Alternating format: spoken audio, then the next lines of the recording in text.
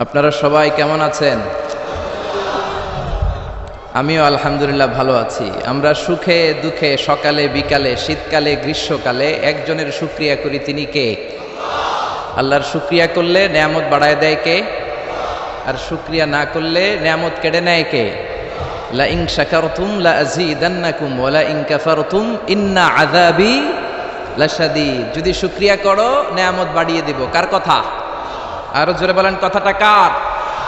শুকরিয়া করলে তিনি নেয়ামত বাড়িয়ে দেন, আর কুফরি করলে শুধু নেয়ামত কেড়েই নেন না, শাস্তি দেন, পানিশমেন্ট দেন। আর আল্লাহর পানিশমেন্ট হজম করার ক্ষমতা আমাদের নাই। চিল্লায় বলেন ঠিক কিনা? বিশ্বনবী সাল্লাল্লাহু আলাইহি ওয়াসাল্লাম মক্কার সবচেয়ে বড় কুস্তিগীর রুকানাকে ধরে মাটিতে 3টা আছাড় মেরেছিলেন। তো কুস্তি লাগার আগে বিশ্বনবী কুস্তি খেলতে চায় না, কিন্তু রুকানা বলে, তুমি কুস্তি না খেললে আমি কালেমা পড়বো না। বিশ্বনবী রহমতের নবী, দয়ার নবী, মায়ার নবী ভাবলেন, একজনের সাথে কুস্তি লাগলে সে যদি কালিমা পড়ে মুসলমান হয়ে জাহান্নাম থেকে বাঁচে, তাহলে কুস্তি লাগতে দোষ কোথায়? তো কুস্তির জন্য প্রস্তুত হলেন। বিশ্বনবীও প্রস্তুত, রুকানাও প্রস্তুত। তো রুকানা বলে, মোহাম্মদ তুমি আগে মারো। বিশ্বনবী বললেন, আমি আগে মারলে ওই মায়ের তুই হজম করতে পারবি না। কারণ বিশ্বনবীর এক হাতের ভেতরে জান্নাতের 40 জনের শক্তি ঢুকিয়ে দিয়েছে কে? সাহাবারা বলতেন, আমরা যখন বিশ্বনবীর সাথে ঘোড়া হাঁকাতাম, বিশ্বনবী ঘোড়া টান দিলে বিশ্বনবী 2-3 সেকেন্ডের মধ্যে কত মাইল যে সামনে চলে যেতেন, সামনে ধোঁয়া আর বালু ছাড়া মরুভূমিতে কিচ্ছু দেখা যেত না। তো বিশ্বনবীর হাতের মায়ের যেমনি কেউ হজম করতে পারে না, আল্লাহ যদি পানিশমেন্ট দেয়, শাস্তি দেয়, ওই শাস্তি হজম করার শক্তি আমাদের নাই। চিল্লায় বলেন ঠিক কিনা? কারণ আল্লাহ বলে, ইন্না বাতশা রাব্বিকা লাশাদীদ। আমি আল্লাহর পাকড়াওটা বড় কঠিন। আমি আল্লাহ সব সময় ধরি না, কিন্তু ধরলে ধরে না। ধরলে আল্লাহ ফেরাউনকে ধরে না, কিন্তু যখন ধরছে তখন নমরুদরে ধরে না, কিন্তু যখন ধরছে তখন। এখনো যদি কেউ বান্দরামি করে, ওরেও আল্লাহ ধরে না, কিন্তু যখন ধরবে তখন ছাড়বে। আব্রাহারে ধরে না, কিন্তু আবাবিল পাখি দিয়ে যখন টাইট করে ধরলেন, তখন আব্রাহারে কেউ বাঁচাতে পারে নাই। ঠিক কিনা? আবার কাবা ভাঙতে এলে পাঠাও আবাবিল, দাও খোদা দাও আমায় আবার, ওমর দারাজ দিল, দাও খোদা দাও আমায় আবার, ওমর দারাজ দিল। চিল্লায় পড়েন আল্লাহু আকবার। এজন্য সবসময় শুকরিয়া করব কার? আল্লাহ আমাদেরকে আজীবন আমরণ তার বেশি বেশি শুকরিয়া করার তৌফিক দান করুক। তাহলে আপনারা সবাই ভালো আছেন না? আজকের মাহফিল আসতে পেরে আমরা খুশি না বেজার? কম না বেশি? আমরা সবাই খুশি, পরিমাণে বেশি। আওয়াজ করে পড়েন আল্লাহু আকবার। আমরা শুরুতেই ফরমালি আল্লাহ তাআলাকে থ্যাঙ্কস জানাই যে আল্লাহ তাআলা এরকম চমৎকার পরিবেশে কোরআন শোনার জন্য আমাদেরকে বসার তৌফিক এনায়েত করলেন। আমরা সবাই পড়ে নিচ্ছি কালিমাতুশ শুকুর, আলহামদুলিল্লাহ। আওয়াজ করে পড়েন, রব্বানা লাকাল হামদ হামদান কাসীরান তাইয়্যিবান মুবারাকান ফীহি ইয়া রাব্বি লাকাল হামদু কামা ইয়ানবাগি লিজালালি ওয়াজহিকা ওয়া আযীমি সুলতানিকা, লাকাল হামদু বিল ঈমান, লাকাল হামদু বিল ইসলাম, লাকাল হামদু বিল কোরআন। আমরা প্রশংসা করলাম কার? জিকির করলাম কার? আল্লাহর নামটা জপতে কেমন লাগে? আল্লাহর তার সুন্দর নামগুলো ধরে ধরে ডাকতে কেমন লাগে? আপনার অন্তরের যত জ্বালা যন্ত্রণা মিটিয়ে দিতে পারে একজন, তিনি কে? হিন্দুরা ডাকে কৃষ্ণাকে, আমরা ডাকি আল্লাহকে। হিন্দুরা বলে, যত মিটানা চাহে জীবন কা তৃষ্ণা, সুবহ শাম বল বন্দে কৃষ্ণা কৃষ্ণা কৃষ্ণা। কিন্তু আমরা বলি, যত মিটানা চাহে জীবন কা জালা, সুবহ শাম বল বন্দে আল্লাহ আল্লাহ আল্লাহ। ঠিক কিনা? এজন্য আমাদের অন্তরের জ্বালা মেটাতে পারে একজন, তিনি কে? কেউ যেটা পারে না পারে কে? কেউ যেটা দেখে না দেখে কে? কেউ যেটা দেয় না দেয় কে? আমাদের মাথার উপরে কি বিশাল আকাশ! এক আকাশের চার এক আকাশ বড়। তার উপরে কোরআনের বাড়ি লৌহে মাহফুজ, সিদরাতুল মুনতাহা, ফেরেশতাদের কিবলা বাইতুল মামুর। তার উপরে আল্লাহর আরশ, তার উপরে আল্লাহর কুরসি। ওই কুরসির উপর থেকে 70,000 নূরের পর্দা, সেখান থেকে আল্লাহ আমাদের উপর রহমত নাজিল করেন। এত উপর থেকে সপ্ত জমিনের নিচেও কোন পিপিলিকা যদি নীরবে নিঃশব্দে হেঁটে যায়, আল্লাহ ওই পিঁপড়ার পায়ের আওয়াজটাও শুনতে পায়। সুবহানাল্লাহ। বাড়িতে যেয়ে বললেন, আর জোরে পড়েন সুবহানাল্লাহ। আসেন সে আল্লাহর নামের আমরা বড়ত্ব ঘোষণা করি। আল্লাহ বলেন রব্বাকা ফাকাব্বির, নবী আপনি আপনার রবের নামের বড়ত্বের ঘোষণা দেন। আসেন আল্লাহর নামের 3টা তাকবীর দিয়ে আমরা সরাসরি কোরআন থেকে শুনবো, ইনশাআল্লাহ। পড়েন। প্রথম তাকবীর দিবেন বিবাহিতরা, দ্বিতীয় তাকবীর দিবেন অবিবাহিতরা, তৃতীয় তাকবীর দিবেন সবাই মিলে। বিবাহিত বনাম বিবাহিত না করলে আজকে আপনাদের জড়তা কাটবে না। বিবাহিতরা হাত তুলেন তো দেখি। আপনাদের দলে আমিও আছি, ইনশাআল্লাহ। হাত নামান। অবিবাহিত কারা আসছে দেখি? ওরে আল্লাহ, এটা দেখি অবিবাহিতদের মাহফিল। মাশাআল্লাহ, হাত নামাও। আমি লিল্লাহি তাকবীর বললে প্রথমে আমার বিবাহিত বাজানরা পড়বেন আল্লাহু আকবার, এরপর অবিবাহিতরা পড়বেন দ্বিতীয় পর্যায়ে আল্লাহু আকবার, আর তৃতীয় পর্যায়ে আজকে সবাই মিলে আমরা তাকবীর দিয়ে গলা ফাটাই দিব। পারা যাবে মুসলমান? শুরুতে বিবাহিতরা রেডি হন। বিবাহিত ভাইরা রেডি? রেডি? ওনারা যে রেডি এটাও করতে পারে না রেডি। এদের আওয়াজ শুনে মনে হচ্ছে মহিলা সমাবেশে ওয়াজ করতেছি। মহিলা সমাবেশ হয় কসবাতে, মহিলা সমাবেশে এদিকে একটা পর্দা থাকে, আমি কাউরে দেখি না, আমি ওয়াজ করতেই থাকি, এরা হনতেই থাকে, কোনো সুবহানাল্লাহ নাই, আলহামদুলিল্লাহ নাই, কোনো আওয়াজ নাই। তো মনে হচ্ছে যে মহিলা সমাবেশ। আপনারা সামনে যারা বসা মহিলা না পুরুষ? পুরুষ এটাও কইতে পারলো না। চিৎকার করে বলেন মহিলা না পুরুষ? শুধু পুরুষ না সুপুরুষ? শুধু কি সুপুরুষ না ইমানদার সুপুরুষ? ইমানদার সুপুরুষের তাকবীরের আওয়াজ তো আকাশ বাতাস চন্দ্র সূর্য ভেদ করে আল্লাহর আরশে যে ধাক্কা লেগে যায়। তো শুরুতে বিবাহিত ভাইরা রেডি? গলা ফাটিয়ে তাকবীর দেওয়া যাবে? আমি পড়বো লিল্লাহি তাকবীর, প্রথম পর্যায়ে বিবাহিতরা পড়বে আল্লাহু আকবার। অনেকে কাশি দিয়ে গলা ঠিক করতেছে। তো বিবাহিত ভাইরা তাকবীর দেন, অবিবাহিতরা চুপ থাকো। বিবাহিত ভাইরা পড়েন লিল্লাহি তাকবীর।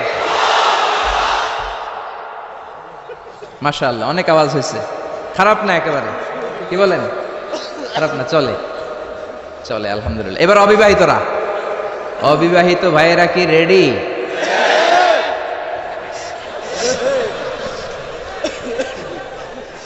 রেডি? আল্লাহু আকবার। আচ্ছা অবিবাহিতরা এবার তাকবীর দাও, লিল্লাহি তাকবীর।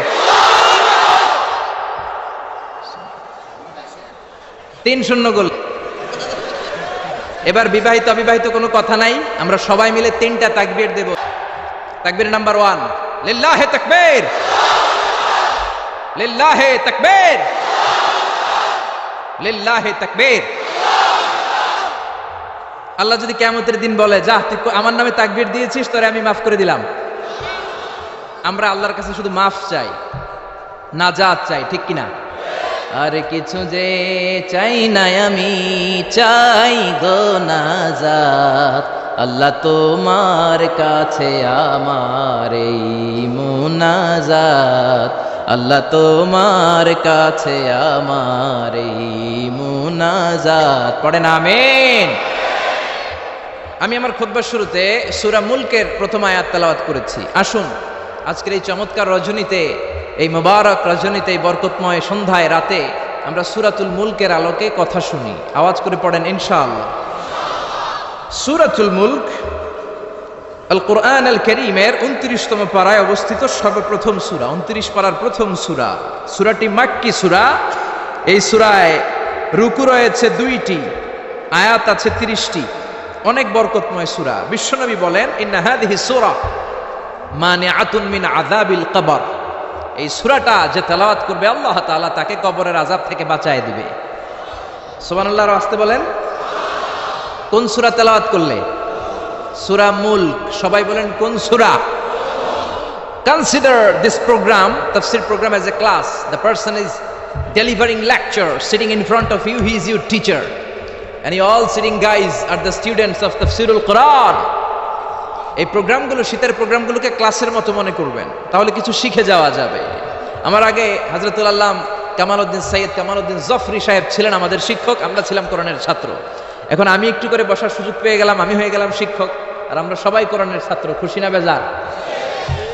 তো সূরাতুল মুলক এমন সূরা যেটা আপনাকে কবরের আযাব থেকে বাঁচাবে। বিশ্বনবী বললেন মানিআতুন মিন আযাবিল কবর। এই সূরা যে তেলাওয়াত করবে তার কোনো কবরের আযাব হবে না। পড়েন সুবহানাল্লাহ। আমাদের কবরে যাওয়া লাগবে কি লাগবে না? কোনো সন্দেহ আছে? একদিন মাটির ভেতরে হবে ঘর রে মন আমার, কেন বাঁধো দালান ঘর রে মন আমার, কেন বাঁধো দালান ঘর, একদিন মাটির ভেতরে হবে ঘর রে মন আমার, কেন বাঁধো দালান ঘর। ঠিক কিনা? দাদা চলে গেল, বাবা চলে গেল, চাচা চলে গেল, ফুফা চলে গেল, আপনি মনে হয় যাবেন না? যাবেন? তার জোরে বলা যায় না আপনি যাবেন না? আপনি যাবেন, আপনার ছেলে মেয়েগুলো যাবে, আপনার বিবির পেটে 2 মাসের ছোট্ট একটা বাচ্চা, এখনো রক্ত মাংস মানুষ হয় নাই, এতটুকু গোশতের টুকরা, ওই বাচ্চাটা মনে হয় যাবে না? যাবে? দুনিয়াতে আসেই তো নাই, যাবে কেমনে? আসবে, যতদিন হায়াত পাওয়ার পাবে তারপরে যাবে। চিল্লায় বলেন ঠিক কিনা? কিন্তু আমাদের লাইফস্টাইল দেখলে মনে হয় আমরা মরবো না, 1000 বছর বাঁচার জন্য আমরা এসেছি। শুধু আমরা বলি সবকিছু আমার, আমার, আমার বাড়ি, আমার গাড়ি, আমার এলাকা, আমার দাপট, এগুলো বলতে আমরা খুব পছন্দ করি। চিল্লায় এখন ঠিক কিনা? কেমন করে আপনার বাড়ি, যেই বাড়িটারে আমার বাড়ি বলে আপনি ঘোষণা দেন, আপনার বাবা যখন এই বাড়িতে থাকতো আপনার বাবাও বলতো বাড়িটা আমার বাড়ি, বলতো না? আপনার দাদা যখন এই বাড়িতে থাকতো দাদাও বলতো এটা আমার বাড়ি, দাদার দাদার দাদা যখন এই বাড়িতে থাকতো উনিও বলতো আমার বাড়ি। আপনি মরে গেলে আপনার ছেলে দাবি করবে আমার বাড়ি, ছেলে মরলে নাতি বলবে আমার বাড়ি, নাতির নাতির নাতিও যখন এই বাড়িতে থাকবে সেও বলবে আমার বাড়ি। বাড়ি একটা, দাবিদার কতজন চিন্তা করেছেন? পরের জায়গা পরের বাড়ি, ঘরে বাঁধিয়া আমি রই, আমি তো সেই ঘরের মালিক নই। পরের জায়গা পরের বাড়ি, ঘরে বাঁধিয়া আমি রই, আমি তো সেই ঘরের মালিক নই। ঠিক কিনা? এজন্য এই দুনিয়াটা হলো ট্রানজিট পিরিয়ড, আজীবন থাকার জন্য আসি নাই, কিছুদিনের জন্য আসলাম। কবরের বাড়িতে আমাদেরকে যেতে হবে, কবরের প্রিপারেশন, প্রস্তুতি আমাদেরকে নিতে হবে। এই জন্য বিষ্ণু বললেন ইন্না ফিল কুরআনি লাসূরা, কোরআনের মধ্যে এমন একটা সূরা আছে মানিআতুন মিন আযাবিল কবর, এই সূরাটাকেও তেলাওয়াত করলে ওই কবরের আযাব থেকে ওই বান্দাটারে বাঁচায়া দিবে কে? কি নাম ওই সূরার? আরো জোরে বলেন। সূরা মুলক তেলাওয়াত করতে রাজি আছেন তো? আবার বিষ্ণু বললেন শাফাআত লি সাহিবিহা, এই সূরাটা কিয়ামতের দিন তেলাওয়াতকারীর জন্য আল্লাহর কাছে সুপারিশ করবে। আপনি তেলাওয়াত করলে আপনার জন্য আল্লাহর কাছে সুপারিশ করবে। কোরআন যদি কারো পক্ষে আল্লাহর কাছে সুপারিশ করে, ওই সুপারিশ আল্লাহ কোনোদিন ফেলে দিতে পারবে নাকি? পারবে? মাননীয় অর্থমন্ত্রী যদি মাননীয় প্রধানমন্ত্রী শেখ হাসিনার কাছে কোনো বিষয়ে সুপারিশ করে, শেখ হাসিনা এটাকে রিজেক্ট করতে পারবে? ফেলে দিতে পারবে?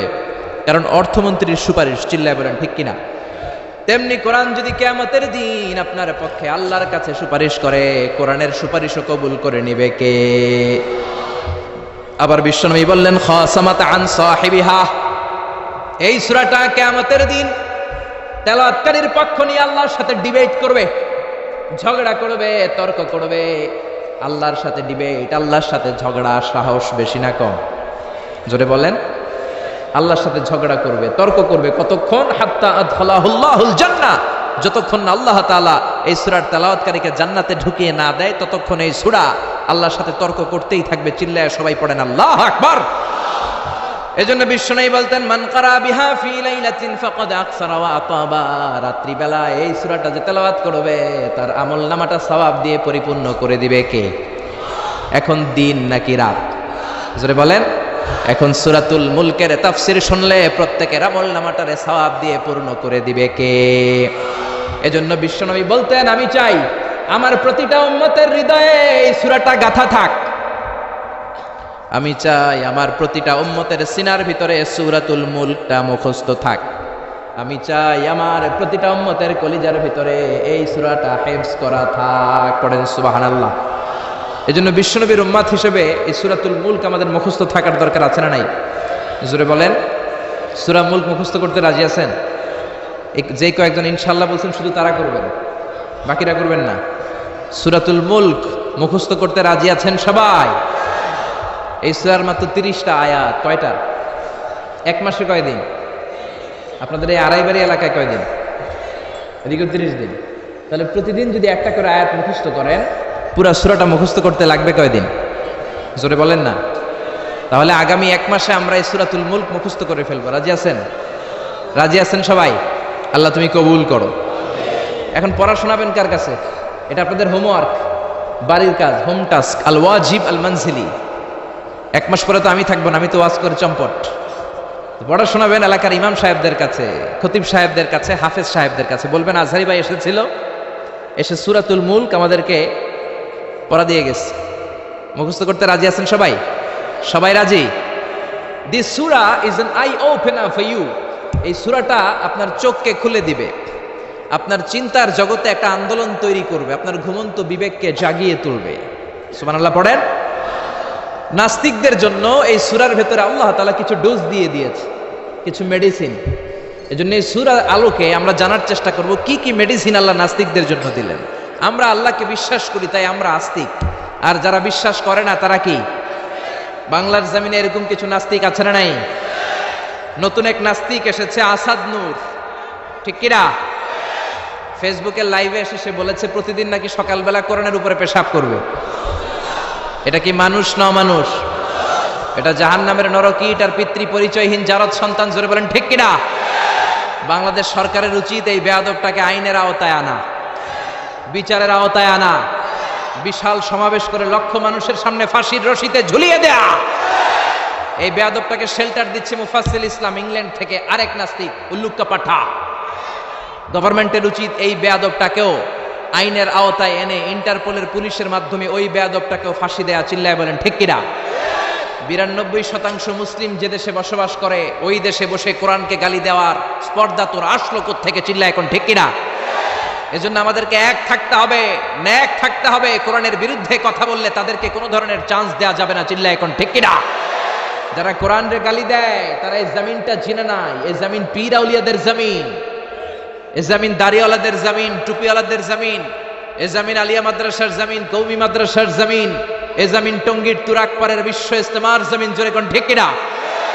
এদেশে আর কিছু থাকবে না থাক, আমার কোরআন থাকবেই। আর কিছু থাকবে না না থাক, হাক্কানি দরবারগুলো থাকবেই।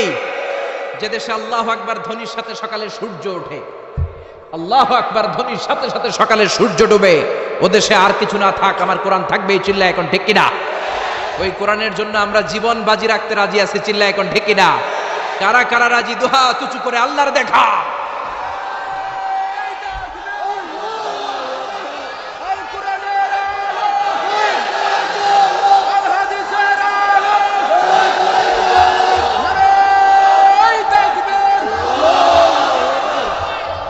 আল্লাহ কোরআনের জন্য ভালোবাসাকে তুমি কবুল করে নাও। এই যে কোরআনের কথা শুনলে আমরা আবেগ আপ্লুত হয়ে যাই, এই দরদটাকে তুমি আমাদের নাজাতের ওসিলা বানাও। আরো জোরে পড়েন আমিন। এই সূরাটা আপনার চোখ খুলে দিবে। নাস্তিকদের জন্য আল্লাহ এই সূরাতে ডোজ দিয়েছে। নাস্তিকরা বলে আমরা স্রষ্টায় বিশ্বাস করি না, এর কারণ আনসিন ইজ নাথিং, যেটা দেখা যায় না ওইটা মানি না। নাস্তিকরা যে আল্লাহ তাআলাকে বিশ্বাস করে না, তাদের সবচেয়ে যুক্তি হচ্ছে আনসিন ইজ নাথিং, যেটা দেখা যায় না ওইটা বিশ্বাস করি না। তো নাস্তিককে জিজ্ঞেস করবেন, do you see the air in the atmosphere? এই যে বায়ুমণ্ডলে বাতাস, তুমি কি বাতাস দেখতে পাও? So why do you believe on that? তাহলে বাতাস না দেখলে বাতাসে বিশ্বাস করো কেন? Do you see the bad headache someone feel in his head? কেউ যখন মাথায় ব্যথা পায়, অনেকে এসে বলে হুজুর মাথার ব্যথায় মরে যাচ্ছে, একটু ফু দিয়ে দেন। ওর যে মাথায় ব্যথা আমি কি দেখতে পাচ্ছি? কথা বলেন। So why do you believe on that? তাহলে বিশ্বাস করো কেন? আরে মেয়ে, তুমি তো তোমার নিজেরাই দেখো না, নিজের স্রষ্টারে দেখবা কেমন করে? আমরা কি আমাদের চোখ দেখতে পাই আয়নার সাহায্য ছাড়া? জোরে বলেন। আমি কি আমার চোখ দেখতে পাচ্ছি? আপনারা আপনাদের চোখ দেখতে পাচ্ছেন? আপনারা আমারটা দেখতেছেন, আমি আপনাদেরটা দেখতেছি, কিন্তু আমরা কি আমাদেরটা দেখতে পাচ্ছি? সামনে আয়না না ধরলে আমরা আমাদের চোখ দেখি না। আপনি কি আপনার পিঠ দেখেছেন আয়নার সাহায্য ছাড়া? জোরে বলেন। আরে আয়না এনে দিলেও তো পিঠ দেখতে গেলে ঘাড় ভেঙে যাওয়ার সম্ভাবনা আছে। চিল্লা এখন ঠিক কিনা? এজন্য আল্লাহ ডেকে বলে, গোলাম আমারে দেখা যায় না। লা তুদরিকুল আবসার ওয়া হুয়া ইউদরিকুল আবসার হুয়াল লাতীফুল খবীর। পৃথিবীর কোন চোখ আমি আল্লাহরে দেখে না, আমি আল্লাহর চোখ পৃথিবীর সবাইরে দেখে। ঠিক কিনা? এজন্য আমারে দেখা যায় না। আমার সৃষ্টির দিকে নজর করে তাকা, আমার সৃষ্টির ভেতরে আমি আল্লাহর নিদর্শন আছে না নাই? কক্সবাজারে যান, the longest sea beach in the world, পৃথিবীর সবচাইতে বড় সমুদ্র সৈকত বাংলাদেশে দিয়ে দিয়েছে কে? 155 কিলোমিটার। এই সাগরের সামনে যখন দাঁড়াবেন, সাগরের ঢেউ তর্জন গর্জন যখন আপনার চোখে পড়বে, সাগরের দিকে তাকালে আপনি বুঝতে পারবেন এই সাগরেরও একজন স্রষ্টা মালিক আছে না নাই? পাহাড়ের দিকে নজর করলে বুঝবেন পাহাড়ের একজন স্রষ্টা আছে। মরুভূমির দিকে যদি তাকান আপনি বুঝতে পারবেন এই মরুভূমির একজন স্রষ্টা আছে। ঝর্ণার দিকে নজর করলে বুঝবেন এই ঝর্ণারও একজন মালিক আছে না নাই? ঝর্ণা ঝর্ণা ঝর্ণা রে বলনা বলনা বলনা রে কারবি রহে পাগল পাড়া তুই, কার মিলনে ফুল ফসলে ভরা রে তোর দুকুল ভুই, কার মিলনে ফুল ফসলে ভরা রে তোর দুকুল ভুই, ঝর্ণা ঝর্ণা ঝর্ণা রে বলনা বলনা বলনা রে কারবি রহে পাগল পাড়া তুই। পড়েন আল্লাহু আকবার। ঝর্ণার দিকে যদি তাকান অন্তরের চোখ নিয়ে আপনার অন্তর আপনাকে সায় দিবে, বলে দিবে যে এই ঝর্ণা এমনি এমনি তৈরি হয় না, এই ঝর্ণারও একজন স্রষ্টা আছে না নাই? এজন্য নাস্তিকদের জন্য আল্লাহ এই সূরাতে ডোজ দিয়েছেন। কুফানগরীতে এক নাস্তিক ছিল, সে বলে আমি স্রষ্টাকে মানি না, যদি কেউ আমার সামনে এসে প্রমাণ করে দিতে পারে যে স্রষ্টা বলে একজন কেউ আছে আমি মেনে নিব। কুফার লোকেরা বলল ইনদানা ইমাম ইসমুহু নু'মান ইবনে সাবিত, আমাদের একজন ইমাম আছে তার নাম নু'মান, উনি আমাদের ইমাম, আল ইমাম আল আযম আবু হানিফা। সুবহানাল্লাহ পড়বেন না? সবাই বলল তুমি নাস্তিক, তোমার ইমামে আযম আবু হানিফা নু'মান ইবনে সাবিত, উনি বুঝাই দিতে পারবে যে স্রষ্টা বলে একজন আছে। নাস্তিক বলে কই তোদের ইমাম, নিয়ে আয়। সময় দেয়া হলো জুমার নামাজের পরে দুপুর 2টায় কুফার একটা ময়দানে সাইয়েদনা ইমাম আবু হানিফা আর নাস্তিক একসাথে তর্ক করবে, ডিবেট করবে। সাইয়েদনা আবু হানিফা উনি আল্লাহর পক্ষে আর নাস্তিক আল্লাহর বিপক্ষে। তো যেদিন তর্কের ডেট করা হলো হাজার হাজার মানুষ এসেছে, ওই নাস্তিকও এসেছে, আসে নাই শুধু ইমাম আবু হানিফা। 2টার দিকে এসে সবাই বসে আছে, আসে না। 2:30 বাজে আসে না, 3টা বাজে আসে না, 3:30 আসে না, 4টার দিকে দৌড়ায় আসছে। নাস্তিক বলে যেই লোকের সময় জ্ঞান নাই ওই লোকের সাথে কোনো তর্ক নাই। কথা শুনতেছেন? মনোযোগ আছে না গেছে? যার সময়ের জ্ঞান নাই তার সাথে তর্ক নাই। ইমাম আবু হানিফা বললেন ইনদি উযর, আমার উযর আছে, আই হ্যাভ এক্সকিউজ। কি এক্সকিউজ আছে? আবু হানিফা বলতে শুরু করলেন আমি যখন ঘর থেকে বের হয়ে যাই আমার বাড়ির সামনে বিশাল একটা নদী পড়ে যায়, এই নদীটা পার হয়ে আসতে হয়। আজকে যে দেখি নদীর সামনে কোনো মানুষ নাই, কোনো নৌকা নাই, কেউ নাই, নদীর পাশেই বিশাল বড় একটা গাছ। হঠাৎ দেখলাম এমনি এমনি গাছটা কেটে 2 ভাগ হয়ে গেল, এমনি এমনি গাছ থেকে তক্তা বেরোয় জোড়া লেগে গেল, করাত ছাড়া মিস্ত্রি ছাড়া কাঠগুলো অটোমেটিক্যালি লেগে লেগে নৌকা হয়ে গেল। মাঝি ছাড়া, লগি ছাড়া, বৈঠা ছাড়া এই নৌকাতে আমি উঠে বসলাম, নৌকা আমাকে নিয়ে টান দিয়ে সা করে নদীর উপার নিয়ে গেল। এই প্রসেসিংটা হতে আমার 2 ঘন্টা সময় লেগেছে। কয় ঘন্টা? নাস্তিক কয় তোগে ইমাম গাঞ্জা খাইছে, গাঞ্জা। তোদের ইমাম গাঁজা খেয়েছে অথবা গত রাতে ঘুমায় নাই। সাইয়েদনা ইমাম আবু হানিফা বললেন এমন কথা বলেন কেন? নাস্তিক বলে মানুষ ছাড়া, করাত ছাড়া, মিস্ত্রি ছাড়া গাছ এমনি এমনি 2 ভাগ হয়ে যায় নাকি? এমনি এমনি তক্তা জোড়া লেগে যায় নাকি? কাঠের পিসগুলো জোড়া লেগে লেগে নৌকা হয়ে যায় নাকি? মাঝি ছাড়া, লগি ছাড়া, বৈঠা ছাড়া নদীর এপার থেকে নৌকা কাউকে নিয়ে ওপারে চলে যায় নাকি? ইমাম আবু হানিফা বললেন now you are on the right track, এই তো আপনি লাইনে চলে আসছেন, এখন আপনার বোঝানো সহজ হবে আমার। সাইয়েদনা ইমাম আবু হানিফা বললেন বুঝলাম, এমনি এমনি কিছু হয় না, এমনি এমনি তক্তা হয় না, এমনি এমনি নৌকা হয় না, এমনি এমনি মাঝি ছাড়া নৌকা চলে না। তাহলে আকাশটা কেমন করে এমনি এমনি হলো? জমিনটা কেমন করে এমনি এমনি হলো? মহাশূন্য কেমন করে এমনি এমনি হলো? নভমণ্ডল ভূমণ্ডল কেমন করে এমনি এমনি হলো? কার ইশারায় সাগর বয়ে যায়, কার ইশারায় ঝর্ণা চলে? চিল্লা এখন সুবহানাল্লাহ। নাস্তিক বলে তাই তো, এইভাবে তো আমি ভেবে দেখি নাই, আসলেই তো আমি একটা উল্লুক্কা পাঠা, আমি তো চিন্তা করি না এইভাবে। নাস্তিক বলে ও ইমাম আপনি আমার ঘুমন্ত বিবেককে জাগিয়ে দিয়েছেন, আমার চোখ আপনি খুলে দিয়েছেন, আর দেরি করার দরকার নাই, আপনি আমারে পড়িয়ে দেন লা ইলাহা ইল্লাল্লাহু মুহাম্মাদুর রাসূলুল্লাহ সাল্লাল্লাহু।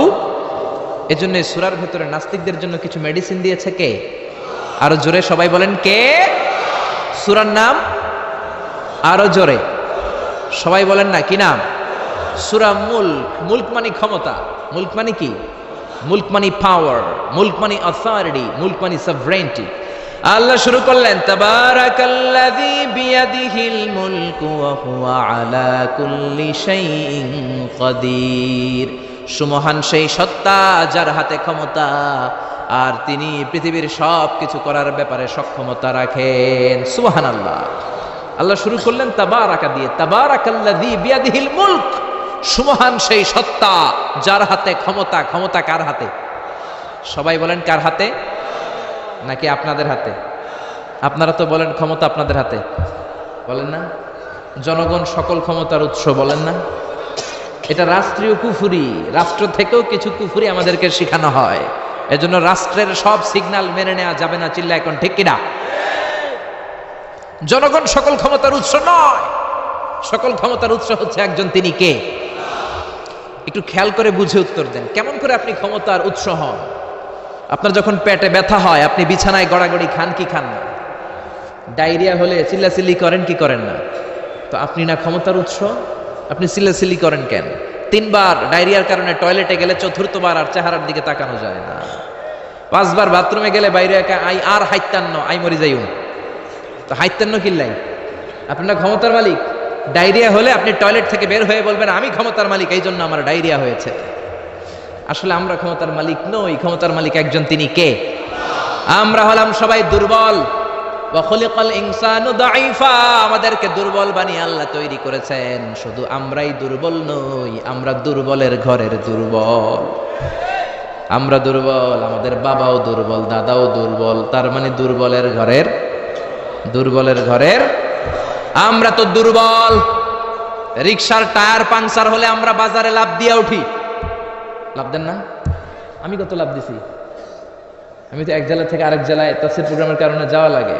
তো মাঝ রাতে মাঝে মাঝে ট্রাকের চাকা টায়ার পাংচার হয়ে যায়, তো লাভ দিয়ে উঠি। রিকশাওয়ালারে বলি কিরে, ড্রাইভারে বলি কিরে কিসের আওয়াজ? বলে হুজুর ট্রাকের টায়ার পাংচার হয়ে গেছে। লাভ দিয়ে উঠি। কোনো ক্ষমতা নাই। পিছন থেকে কেউ যদি বলে হুজুর মাহফিলের প্যান্ডেলে সাপ, ফস খুঁজে পাওয়া যাবে? আপনারা থাকলো আমি দৌড় দুমে এসি বাদিয়া। চাচা আপন প্রাণ বাসা। 3-4টা ভাউয়া ব্যাং যদি কেউ ছেড়ে দেয়, এখানে একটা ওইদিকে একটা ওইদিকে একটা, ব্যাং আর কি লাভ দিবে? তার সে 3 ডবল লাভ দিয়ে আপনারা পালাবেন, ঠিক কিনা? তাহলে আসলে আমাদের কোনো ক্ষমতা নাই। ক্ষমতার মালিক হলো একজন, তিনি কে? এজন্য রব্বুল আলামিন বলেন তাবারাকাল্লাযী বিয়াদিহিল মুলকু ওয়া হুয়া আলা কুল্লি শাইইন কাদির। সুমহান সেই সত্তা যার হাতে ক্ষমতা। ক্ষমতা কার হাতে? আমাদের কোনো ক্ষমতা নাই। আমরা নকল ক্ষমতার মালিক, আসল ক্ষমতার মালিক একজন, তিনি কে? আমাদের যে ক্ষমতা নাই, এটা ভূমিকম্প হলে টের পাওয়া যায়। রাত 3টার দিকে যখন ভূমিকম্প হয় সব লোক বিল্ডিং থুয়ে দেয় দৌড়। ভাড়াটিয়াও দৌড়, বাড়িওয়ালাও দৌড়। কসবা এলাকার বাড়িওয়ালারা মনে হয় দৌড় দেয় না? কথা বলেন। ভাড়াটিয়াও দৌড় দেয়, বাড়িওয়ালাও দৌড় দেয়। চিল্লায় বলেন ঠিক কিনা? রাত 3টায় যখন ভূমিকম্প হয় পুলিশের প্রধানও দৌড় দেয়। বাস্তবে তো র্যাবের প্রধানও দৌড় দেয়, প্রেসিডেন্টও দৌড় দেয়, শুধু প্রধানমন্ত্রী দৌড় দেয় না? দেয়। আমি কই নাই, কিন্তু আপনারা কইছেন। দোষ আপনাদের, আমার কোনো দোষ নাই। আমি প্রধানমন্ত্রীর কিছু বলি নাই। চাচা আপন প্রাণ বাঁচা। রাতে ভূমিকম্প হলে দৌড় দিতে হয়। চিল্লায় বলেন ঠিক কিনা? 2004 সালে বরিশালে প্রথমে গেলাম বাসে, ফিরে আসতেছি লঞ্চে। নদীর মাঝখানে তুফান, জাহাজ ডুবে যাবে। ওই দিন চিনলাম আল্লাহ কারে কয়। আল্লাহ কেসকো কাতে হে। ওই দিন লঞ্চের শুধু মুসলমানেরাই আল্লাহরে ডাকে নাই, হিন্দুরাও জিকির করছে কার? ওই দিন সবার মুখে একটা জিকির ছিল, লা ইলাহা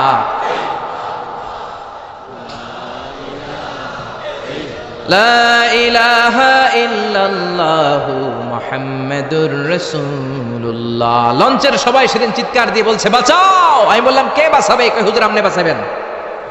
তো তাইলে আমারে বাঁচাইবো কে? কই হুজুর আপনারে বাঁচাইবো আল্লাহ। আসলে বিপদে পড়লে বোঝা যায় আমাদের কোনো ক্ষমতা নাই। ক্ষমতার মালিক হচ্ছেন একজন, তিনি কে? এজন্য রব্বুল আলামিন বলেন কুলিল্লাহুম্মা মালিকাল মুলকি তুতিল মুলকা মান তাশাউ ওয়া তানজিউল মুলকা মিম্মান তাশা ওয়া তুইজ্জু মান তাশাউ ওয়া তুযিল্লু মান তাশাউ বিয়াদিকাল খায়র ইন্নাকা আলা কুল্লি শাইইন কাদির। ও আল্লাহ, আপনি ক্ষমতার মালিক। ক্ষমতার মালিক কে? আপনি যারে চান ক্ষমতার চেয়ারে বসান, আবার যারে চান ক্ষমতা থেকে নামিয়ে দেন। ফেরাউনকে মিশরের মসনদে বসালো কে? আবার সাগরের পানিতে সুবানি খাওয়াইলো কে? নমরুদকে ইরাকের চেয়ারে বসালো কে? আবার মশার কামড় দিয়ে শেষ করে দিল কে? ডোনাল্ড ট্রাম্পকে আমেরিকার ক্ষমতার চেয়ারের মধ্যে বসালো কে? ডোনাল্ড ট্রাম্প যদি বান্দ্রামি করে ওইটারও লাথি মাইরা নামায়া দিতে পারে কে? এজন্য আল্লাহ বললেন তাবারাকাল্লাযী বিয়াদিহিল মুলকু ওয়া হুয়া আলা কুল্লি শাইইন কাদির। সুমহান সেই সত্তা যার হাতে ক্ষমতা, সব ক্ষমতা কার হাতে? জোরে বলেন না, কার হাতে? এই পৃথিবীতে অনেক দেশের প্রধানমন্ত্রী কিংবা প্রেসিডেন্ট ক্ষমতার চেয়ারে 5 বছরের মেয়াদে বসে, জানেন? জানেন না? না, কোন দেশে 5 বছরের মেয়াদে, কোন দেশে 10 বছরের মেয়াদে। তো আমার আল্লাহ ক্ষমতার চেয়ারে বসছে কয় বছরের মেয়াদে? কথা বলেন।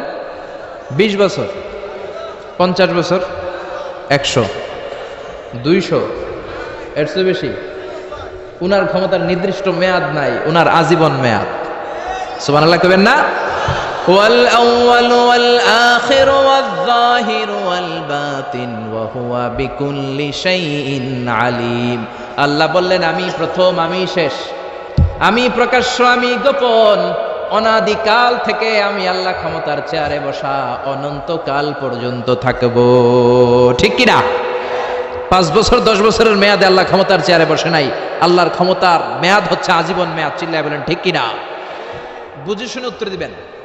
পৃথিবীর অনেক দেশে ক্ষমতায় যেতে হলে ডেমোক্রেটিক সিস্টেমে ক্ষমতায় যেতে হয়, মানে ভোটে জিতে। তো আল্লাহ তো ভোটে জিতে ক্ষমতায় আসছে, তাই না? ভোট ছাড়া, হ্যাঁ, এমনি এমনি চলে আসছে। আবার পৃথিবীর অনেক দেশে ডিকটেটরশিপ সিস্টেমে, মানে স্বৈরাচারী পদ্ধতিতে, জোর যার মুল্লুক তার, ওই সিস্টেমে ক্ষমতায় বসে। আল্লাহ তো এই সিস্টেমে আসছে না? আচ্ছা। আবার অনেক দেশে আছে মোনার্কি সিস্টেম, রাজতন্ত্র, বাবা রাজা, তার ছেলেও রাজা। তো আল্লাহর বাবা ছিল রাজা, এই জন্য আল্লাহও রাজা। বিষয়টা কেমন? আল্লাহ বললেন খবরদার, আমার ক্ষমতার সাথে তোদের ক্ষমতা মিলাবি না। কুল হুয়াল্লাহু আহাদ আল্লাহুস সামাদ লাম ইয়ালিদ ওয়া লাম ইউলাদ ওয়া লাম ইয়াকুন লাহু কুফুয়ান আহাদ। লাম ইয়ালিদ ওয়া লাম ইউলাদ, আমি কাউরে জন্ম দেই নাই, আবার আমি কারো কাছ থেকে জন্ম নেই নাই, উত্তরাধিকারের সূত্রে কারো কাছ থেকে ক্ষমতা পাই নাই। বিশ্বের শুরুতে, মহাবিশ্বের শুরু থেকে যে ক্ষমতার চেয়ারে আমি আল্লাহ বসে আছি, আমি আল্লাহ এই ক্ষমতার চেয়ারে শেষ পর্যন্ত থাকবো। চিল্লায় বলেন ঠিক কি না? আমাদের ক্ষমতার সাথে ওনার ক্ষমতার কোনো মিল নাই। আবার পৃথিবীর অনেক দেশে দেখবেন ক্ষমতায় যেতে হলে কোয়ালিশন করা লাগে। বাংলাদেশে এটা বলে জোট করা লাগে। কি করা লাগে? জোটের রাজনীতি বাংলাদেশে আছে না নাই? কথা বলেন, কথা কয় না, মনে কিছু বুঝেই না। জোটের রাজনীতি আছে না নাই? জোট যার বেশি ক্ষমতা তার বেশি, ঠিক কি না?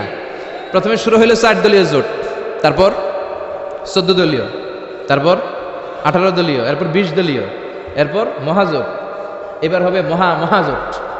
তো আল্লাহ তো জোট করে ক্ষমতায় আসছে। আল্লাহর জোট করা লাগছে, কোয়ালিশন করা লাগছে। আল্লাহ বললেন খবরদার, ওয়ালাম ইয়াকুল্লাহু শারীকুম ফিল মুলকি ওয়া কাব্বিরহু তাকবীরা। আমার ক্ষমতায় কোনো অংশীদার দল নাই, আমার ক্ষমতার মধ্যে কোনো শরিক দল নাই, আমার কোনো জোট নাই, আমার কোনো কোয়ালিশন নাই। আমি একাই ক্ষমতার মালিক, আমার ক্ষমতায় ভাগ বসানোর মতো কেউ নাই। জোরে কোন ঠিক কিনা? আবার দেখবেন পৃথিবীর অনেক দেশে আন্দোলনের মাধ্যমে ক্ষমতার চেয়ার থেকে নামানো যায়। যিনি প্রেসিডেন্ট, একটা আন্দোলন করলে ক্ষমতা থেকে নামানো যায়, এরকম আছে না নাই? গণ অভ্যুত্থান করতে পারলে, আন্দোলন করতে পারলে ক্ষমতা থেকে নেমে যায়। আমি যখন মিশরে পড়াশোনা করি, মিশরের প্রেসিডেন্ট ছিল হোসনি মুবারক। মিশরে একটা আন্দোলন হলো, ওই আন্দোলনের ঠেলায় হোসনি মুবারক ক্ষমতা ছেড়ে দিতে বাধ্য হলো। তো আমরাও যদি পৃথিবীর সবাই মিলে আল্লাহর বিরুদ্ধে আন্দোলন করি, আল্লাহ ক্ষমতা ছেড়ে দিতে বাধ্য। বুঝে শুনে উত্তর দিয়েন। পৃথিবীর সবাই মিলে চাইলেও আল্লাহ ক্ষমতা থেকে নামবে না। আচ্ছা, যত জিন আছে মহাবিশ্বে, সব জিনেরা যদি বলে আমরাও একাত্মতা ঘোষণা করলাম, আমরাও আল্লাহরে মানি না, মানুষ জিন ভাই ভাই, আল্লাহর আর রক্ষা নাই, তাইলে তো আল্লাহ ক্ষমতা ছেড়ে দিবে, তাই না? ছেড়ে দিবে।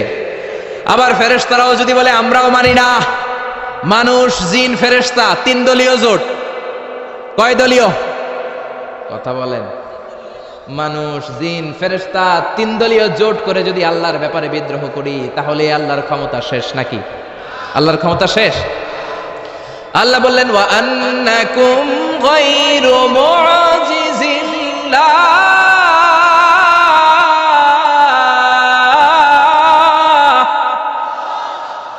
খবরদার, গোটা বিশ্বের সবাই মিলে যদি আমি আল্লাহরে পরাস্ত করতে চাও, গোটা বিশ্বের সবাই মিলে যদি আমি আল্লাহর ব্যাপারে বিদ্রোহ করো, আমি আল্লাহর বিরুদ্ধে যদি আন্দোলন সবাই মিলে তোমরা করো, আমার ক্ষমতার এক আনাও তোরা কমাতে পারবি না। সুবহানাল্লাহ। তার মানে আমাদের ক্ষমতার সাথে আল্লাহর ক্ষমতার কোনো মিল নাই। চিল্লায় বলেন ঠিক কিনা? আবার বুঝে শুনে উত্তর দেন। অনেক দেশে দেখবেন রাজার বয়স এত হয়েছে, বয়সের ভারে নুজ্জ হয়ে 70-80-তে পৌঁছে গেছে, কয় আই আর হাইতান্ন, আমি অবসরে যাব, সেলফ রিটায়ারমেন্ট, স্বেচ্ছায় অবসরে যাব। এরকম হয় না? অনেক রাজা, সুলতান, প্রেসিডেন্ট স্বেচ্ছায় অবসরে চলে যায়। তো আল্লাহরও তো অনেক বয়স হয়েছে, এখন আল্লাহর অবসরে যাওয়ার সময় এসেছে। বয়স হয় নাই, এত বছর উনি ক্ষমতা চালায়, এখনো বয়স হয় নাই। উনি ক্লান্ত হয় না? ওনার ঘুমে ধরে না? আল্লাহ বললেন খবরদার, লা তাখুযুহু সিনাতুন ওয়ালা নাওম, আমার ঘুম নাই, আমার কোনো নিদ্রা নাই, আমার কোনো তন্দ্রা নাই, আমার কোনো ঝিমুনি নাই। ওয়ালা ইয়াউদুহু হিফযুহুমা ওয়া হুয়াল আলিয়ুল আযীম। এই পুরো মহাবিশ্বটা পরিচালনা করতে যে আমি আল্লাহ ক্লান্ত হই না, আমি আল্লাহর তন্দ্রা আসে না, আমি আল্লাহর ঝিমুনি আসে না, আমি আল্লাহর ঘুম আসে না। আমি আল্লাহ একাই মহাবিশ্বের সব ক্ষমতার মালিক। ঠিক কিনা? এজন্য আল্লাহ বললেন তাবারাকাল্লাযী বিয়াদিহিল মুলকু ওয়া হুয়া আলা কুল্লি শাইইন কাদির। মহান সেই সত্তা যার হাতে ক্ষমতা। ক্ষমতা কার হাতে? সবাই বলেন না, ক্ষমতা কার হাতে? নাকি আপনাদের হাতে? আর কোনদিন বলবেন জনগণ সকল ক্ষমতার উৎস? আর কোনদিন বলবেন সকল ক্ষমতার উৎস হচ্ছে একজন, তিনি কে? আওয়াজ করে বলতে হবে, তিনি কে? আমরা বললাম আল্লাহ, বুঝলাম আপনি ক্ষমতার মালিক। আর কিসের মালিক বলেন? আল্লাহ বললেন আল্লাযী খালাকাল মাউতা ওয়াল হায়াতা লিয়াবলুয়াকুম আইয়ুকুম আহসানু আমালা ওয়া হুয়াল আজিজুল গফুর। আমি শুধু ক্ষমতারই মালিক নই, আমি এমন আল্লাহ যে আল্লাহ জীবন তৈরি করলাম, যে আল্লাহ মরণ তৈরি করলাম। আমি জীবনেরও মালিক, মরণেরও মালিক। আমাদেরকে জীবন দিয়েছে কে? মরণ দিয়েছে কে? আমাদের প্রাণ ভিক্ষা দিতে পারে কে? নাকি আপনাদের রাষ্ট্রপতি? আপনাকে রাষ্ট্রপতি তো নাকি প্রাণ ভিক্ষা দেয়, দেয় না? আরে রাষ্ট্রপতিরও তো প্রাণ ভিক্ষা দিবে আল্লাহ। চিল্লায় বলেন ঠিক কিনা? আল্লাহ বললেন আমি এমন আল্লাহ আল্লাযী খালাকাল মাউতা ওয়াল হায়াতা লিয়াবলুয়াকুম আইয়ুকুম আহসানু আমালা। তোমরা কে কেমন আমল করো এটা দেখার জন্য আমি জীবন বানালাম, মরণ বানালাম, আর জীবন মরণের মাঝখানে তৈরি করলাম রূহ। রূহ তৈরি করলাম। কি তৈরি করলাম? রূহ মানুষ তৈরি করতে পারে না, রূহ তৈরি করতে পারে একজন, তিনি কে? মানুষ কম্পিউটার তৈরি করতে পারে, প্লেন বানাতে পারে, রকেট বানাতে পারে, রোবট বানাতে পারে, সুফিয়া খালারে বানাতে পারে, কিন্তু রূহ বানাতে পারে না। সুফিয়া খালারে চিনেন? আপনারাও চিনেন? আহা, মেয়েদের মতো লিপস্টিক দেয়া হয়েছে ওর ঠোঁটে, মেয়ের আকৃতি দেয়া হয়েছে, অবয়ব দেয়া হয়েছে। সুফিয়া রোবটটাকে দেখে আমার প্রতিবন্ধী মনে হলো। এমনি তাকায়, এমনি করে, এমনি করে, এমনি করে, আর ভেতরে সফটওয়্যারে সব সেট করে দেয়া, যেটা রিমোট কন্ট্রোলে চাপে ওই অনুযায়ী বলে। চিল্লায় বলেন ঠিক কিনা? যারা এই সুফিয়াকে বানিয়েছে, কিয়ামতের দিন আল্লাহ বলবে এই সুফিয়ার ভেতরে রুহু দে। এই সুফিয়ার ভেতরে রুহু দে। যারা এই সুফিয়া নিয়ে পৃষ্ঠপোষকতা করেছে, বিদেশ থেকে দেশে এনেছে, সবাইকেই আল্লাহর সেদিন বিচারের ট্রাইব্যুনালের, সুপ্রিম কোর্টের কারাগারে কাঠগড়ায় আসামি হয়ে দাঁড়াতে হবে। চিল্লায় বলেন ঠিক কিনা? এজন্য আল্লাহ ডেকে বললেন গোলাম, আমি জীবন বানালাম, মরণ বানালাম, জীবন মরণের মাঝখানে বানালাম রুহু। এই রুহু থাকলে তুমি জিন্দা, রুহুটা না থাকলে তুমি হয়ে যাও মুর্দা। এই যে মিজানুর রহমান আজারি কথা বলতেছে, হাসে, হাত নাড়ে, কথা বলে, কারণ রুহু আছে। এই রুহুটা বের হয়ে গেলে লাশ হয়ে পড়ে যেতে হবে। চিল্লায় বলেন ঠিক কিনা? মক্কার কাফিরেরা বলল আব্দুল্লাহর বেটা মুহাম্মদ, রুহু কাকে বলে আমাদের বলো। রুহু দেখতে কেমন? কেমন করে দেহের মধ্যে রুহু ঢুকে, কেমন করে রুহুটা দেহ থেকে উড়াল দেয়। এই রুহুর ব্যাপারে তথ্য দিতে পারলে কালিমা পড়ে সবাই মুসলমান হয়ে যাব। আপনারা রুহু দেখছেন কেউ? আপনার দাদা যে মারা গেল, বাবা যে মারা গেল, রুহুটা যে উড়াল দিল, দেখছেন? কালার কেমন? সাইজ কতটুকু? ওজন কতটুকু? দেখতে কেমন? আমরা কেউ রুহু দেখেছি? চিল্লায় বলেন দেখেছি? বিশ্বনবীরে বলা হলো আব্দুল্লাহর বেটা মুহাম্মদ, রুহু কারে বলে? যদি বলতে পারো কালিমা পড়বো। বিশ্বনবী বলতে পারে না, কারণ বিশ্বনবী মন গড়া কোনো কথা বলেন না। আকাশ থেকে গ্রিন সিগন্যাল আসলে তবেই বলেন, ঠিক কিনা? বিশ্বনবী আল্লাহ তাআলার পক্ষ থেকে গ্রিন সিগন্যাল পাওয়ার জন্য উপরে তাকিয়ে রইলেন, আয়াত নাজিল হয়ে গেল। ইয়াসআলুনাকা আনির রূহি কুলির রূহু মিন আমরি রাব্বি ওয়া মা উতীতুম মিনাল ইলমি ইল্লা কালিলা। ও নবী, লোকেরা আপনারা জিজ্ঞেস করে রূহ কাকে বলে, মা হুয়ার রূহ, হোয়াট ইজ দ্য স্পিরিট? আপনি বলে দেন রূহ হলো আল্লাহর পক্ষ থেকে স্পেশাল অর্ডার। আল্লাহর অর্ডারে এই রূহটা দেহের মধ্যে ঢোকে, আবার আল্লাহর অর্ডারে রূহ বের হয়ে যায়। আল্লাহু আকবার। এই রূহটা মানুষের দেহে ঢুকে কার অর্ডারে, আবার বের হয়ে যাবে কার অর্ডারে? পৃথিবীর যত বিজ্ঞানীরা আছে সবাই মিলেও কি একটা রূহ বানাতে পারবে? জোরে বলেন না, রূহ বানাতে পারবে? আল্লাহ চ্যালেঞ্জ করে বললেন, ওমা উতীতুম মিনাল ইলমি ইল্লা কালিলা, তোমাদেরকে একেবারে যত সামান্য কিঞ্চিত জ্ঞান দিয়ে আমি তৈরি করেছি, তোমাদের এই লিমিটেড জ্ঞান দিয়ে রূহ বানানো যাবে? ইউনাইটেড স্টেটস অফ আমেরিকা একজন মেডিকেল সায়েন্টিস্ট এই চ্যালেঞ্জ গ্রহণ করলো। সে চ্যালেঞ্জ গ্রহণ করে বলল, আমি রূহ বের করে ছাড়বো। কি বের করব? রূহ। আমেরিকার ওই মেডিকেল সায়েন্টিস্ট সে চ্যালেঞ্জ করে বলল, আমি রূহ বানাবো। কি বানাবো? উত্তর দিতে হবে কিন্তু, কি বানাবো? রূহ বানাবো। কেমন করে রূহ বের হয় এটা আবিষ্কার করে আমি নোবেল প্রাইজ জিতবো, নোবেল লরেট হব। 7 বছর সে গবেষণা করলো মুমূর্ষু রোগীদের নিয়ে। মুমূর্ষু রোগী নিয়ে বসে থাকে, কখন রূহটা বের হবে, রূহ ধরার জন্য বসে থাকে। কিন্তু 7 বছরে হাজার হাজার মুমূর্ষু রোগীর দেহ থেকে রূহ উড়াল দিছে, কিন্তু রূহ ধরতে পারে নাই। সুবহানাল্লাহ কইবেন না? আচ্ছা, এইবার তার মাথায় একটা চিন্তা আসলো, না এই পন্থায় হাঁটলে তো হবে না, আমি একটা কাজ করি, বুলেট প্রুফের গ্লাস দিয়ে একটা ছোট্ট গ্লাসের রুম বানাই, ওই গ্লাসের ভেতরে মুমূর্ষু রোগী ঢুকাইয়া দিব। বুলেট প্রুফ চিনেন তো? মানে গুলি মারলেও গুলি ঢুকবে না। আমাদের মাননীয় প্রধানমন্ত্রী, রাষ্ট্রপতি মহোদয়, ওনারা যে গাড়িগুলো চালায় এগুলো কিন্তু বুলেট প্রুফ, জানেন? গুলি মারলে গুলি ঢুকে না। তো উনি বুলেট প্রুফ গ্লাস দিয়ে, টেম্পার্ড গ্লাস দিয়ে ছোট্ট একটা রুম বানালেন, কাচের গ্লাস। উনি মনে মনে ভাবলেন, মুমূর্ষু রোগী যদি এই কাচের গ্লাসের ভেতরে ঢুকাই, যেহেতু বুলেট প্রুফ, কিছু ঢুকেও না, বাইরে হয় না, রুহ বাইরেবো কেমনে দেখি। তো কাচের গ্লাস বানিয়ে তার টিমের সবাইকে বলল, আইসিইউ থেকে একটা মুমূর্ষু রোগীকে ধরে আনো, আজকে আমি রুহ ধরে ছাড়ুন।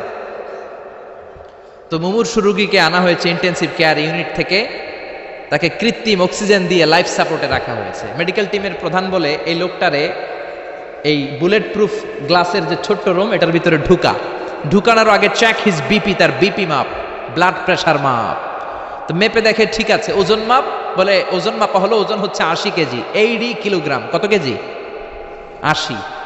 সবাই বলেন কত কেজি? 80 কেজি। এবার মেডিকেল টিমের প্রধান বলে, মুমূর্ষু রোগীটার ভিতরে ঢুকিয়ে দে। ঢুকানো হলো। এবার সে বলল, লাইফ সাপোর্ট খুলে ফেল। সবাই বলে, স্যার লাইফ সাপোর্ট খুলে ফেললে তো মরে যাবে। মেডিকেল টিমের প্রধানকে মারার জন্যই তো আনছি, এটার না মারলে আমি রুহু পামু কেমনে? এটা রুহুটা তো বের করতে হবে দেহ থেকে। তো যেই কথা সেই কাজ, ঢুকানো হলো, লাইফ সাপোর্ট খুলে ফেলা হলো। লোকটা গ্লাস ফিটিং করা রুমের ভেতরে ছটফট ছটফট করতে করতে দুনিয়া থেকে বিদায় নাই। এবার মেডিকেল টিমের প্রধান রুহু খুঁজতেছে, দুনিয়া থেকে বিদায়, তার মানে তো রুহু বের হয়ে গেছে, কিন্তু রুহু আর খুঁজে পায় না। গ্লাসের এই দিকে তাকায়, ওই দিকে তাকায়, নিচে উপরে ডানে বায়ে সামনে পেছনে, কোথাও রুহু নাই, রুহু খুঁজে পাওয়া যায় না। সে ভাবলো, আমি গ্লাসের দরজাটা খুলে হাত দিয়ে এরকম বাইং মাছ যেমনি হাতাই, এরকম হাতাইলে হয়তো রুহু পাবো। তো কাচের গ্লাস খুলে হাত দিয়ে এরকম হাতানো শুরু করলো। হাতাতে হাতাতে পুরো গ্লাস ফিটিং করা রুমের ভিতরে সব খুঁজে ফেললে, কিন্তু রুহু খুঁজে পাওয়া যায় নাই। লোকটাকে বের করা হলো। উনি বললেন, চেক হিজ বিপি, বিপি মাপতো। সবাই বলে, স্যার এটা তো ময়রা ভূত হয়ে গেছে, এখন তো বিপি নাই। বিপি বুঝেন তো? Blood pressure. এই যে ধাক্কাটা, অলিন্দ নিলয়, সিস্টলিক ডায়াস্টলিক, জন্মের পর থেকেই আমাদের এই যে দম নেয়া আর দম ছেড়ে দেওয়ার খেলাটা আছে না নাই? কথা বলেন। এই যে ফুসফুস দম নেয়, দম ছেড়ে দেয়।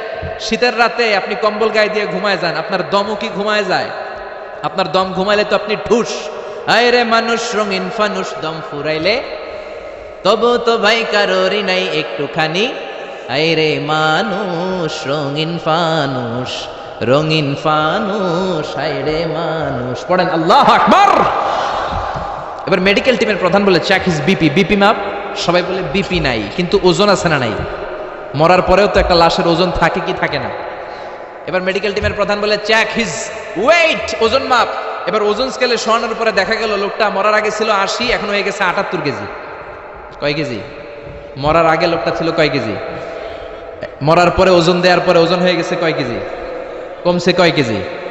মেডিকেল টিমের প্রধান কয়, আমি পাইছি। সবাই কয়, কি পাইছেন? মেডিকেল টিমের প্রধান কয়, ওইডা। সবাই কয়, কোনডা? কয়, রুহু। কেমনে পাইলেন? মরার আগে ছিল 80 কেজি, মরার পরে 78 কেজি, কমছে 2 কেজি। তার মানে যেটা উড়াল দিছে ওইটাই 2 কেজি পাইছে ঘোড়ার ডিম। কিন্তু বিজ্ঞানীদের নিয়ম হচ্ছে আপনি একটা রেজাল্ট দিয়েই ফাইনাল জাজমেন্ট দিতে পারবেন না, আপনার আরো কিছু নমুনা সংগ্রহ করতে হবে। সে বলল আরেকটা রোগীকে আইসিইউ থেকে নিয়ে আয়, ওজন মাপ, বিপি মাপ, বিপি ওকে, ওজন কত? 70 কেজি। দ্বিতীয় যে লোকটাকে আনা হলো তার ওজন 70 কেজি। চিল্লায় বলেন কয় কেজি? 70। এবার গ্লাসের ভিতরে ঢুকানোর পরে অক্সিজেনের মাস্কটা খুলে ফেলা হলো। এই লোকটা অক্সিজেনের অভাবে ছটফট করতে মরে গেল।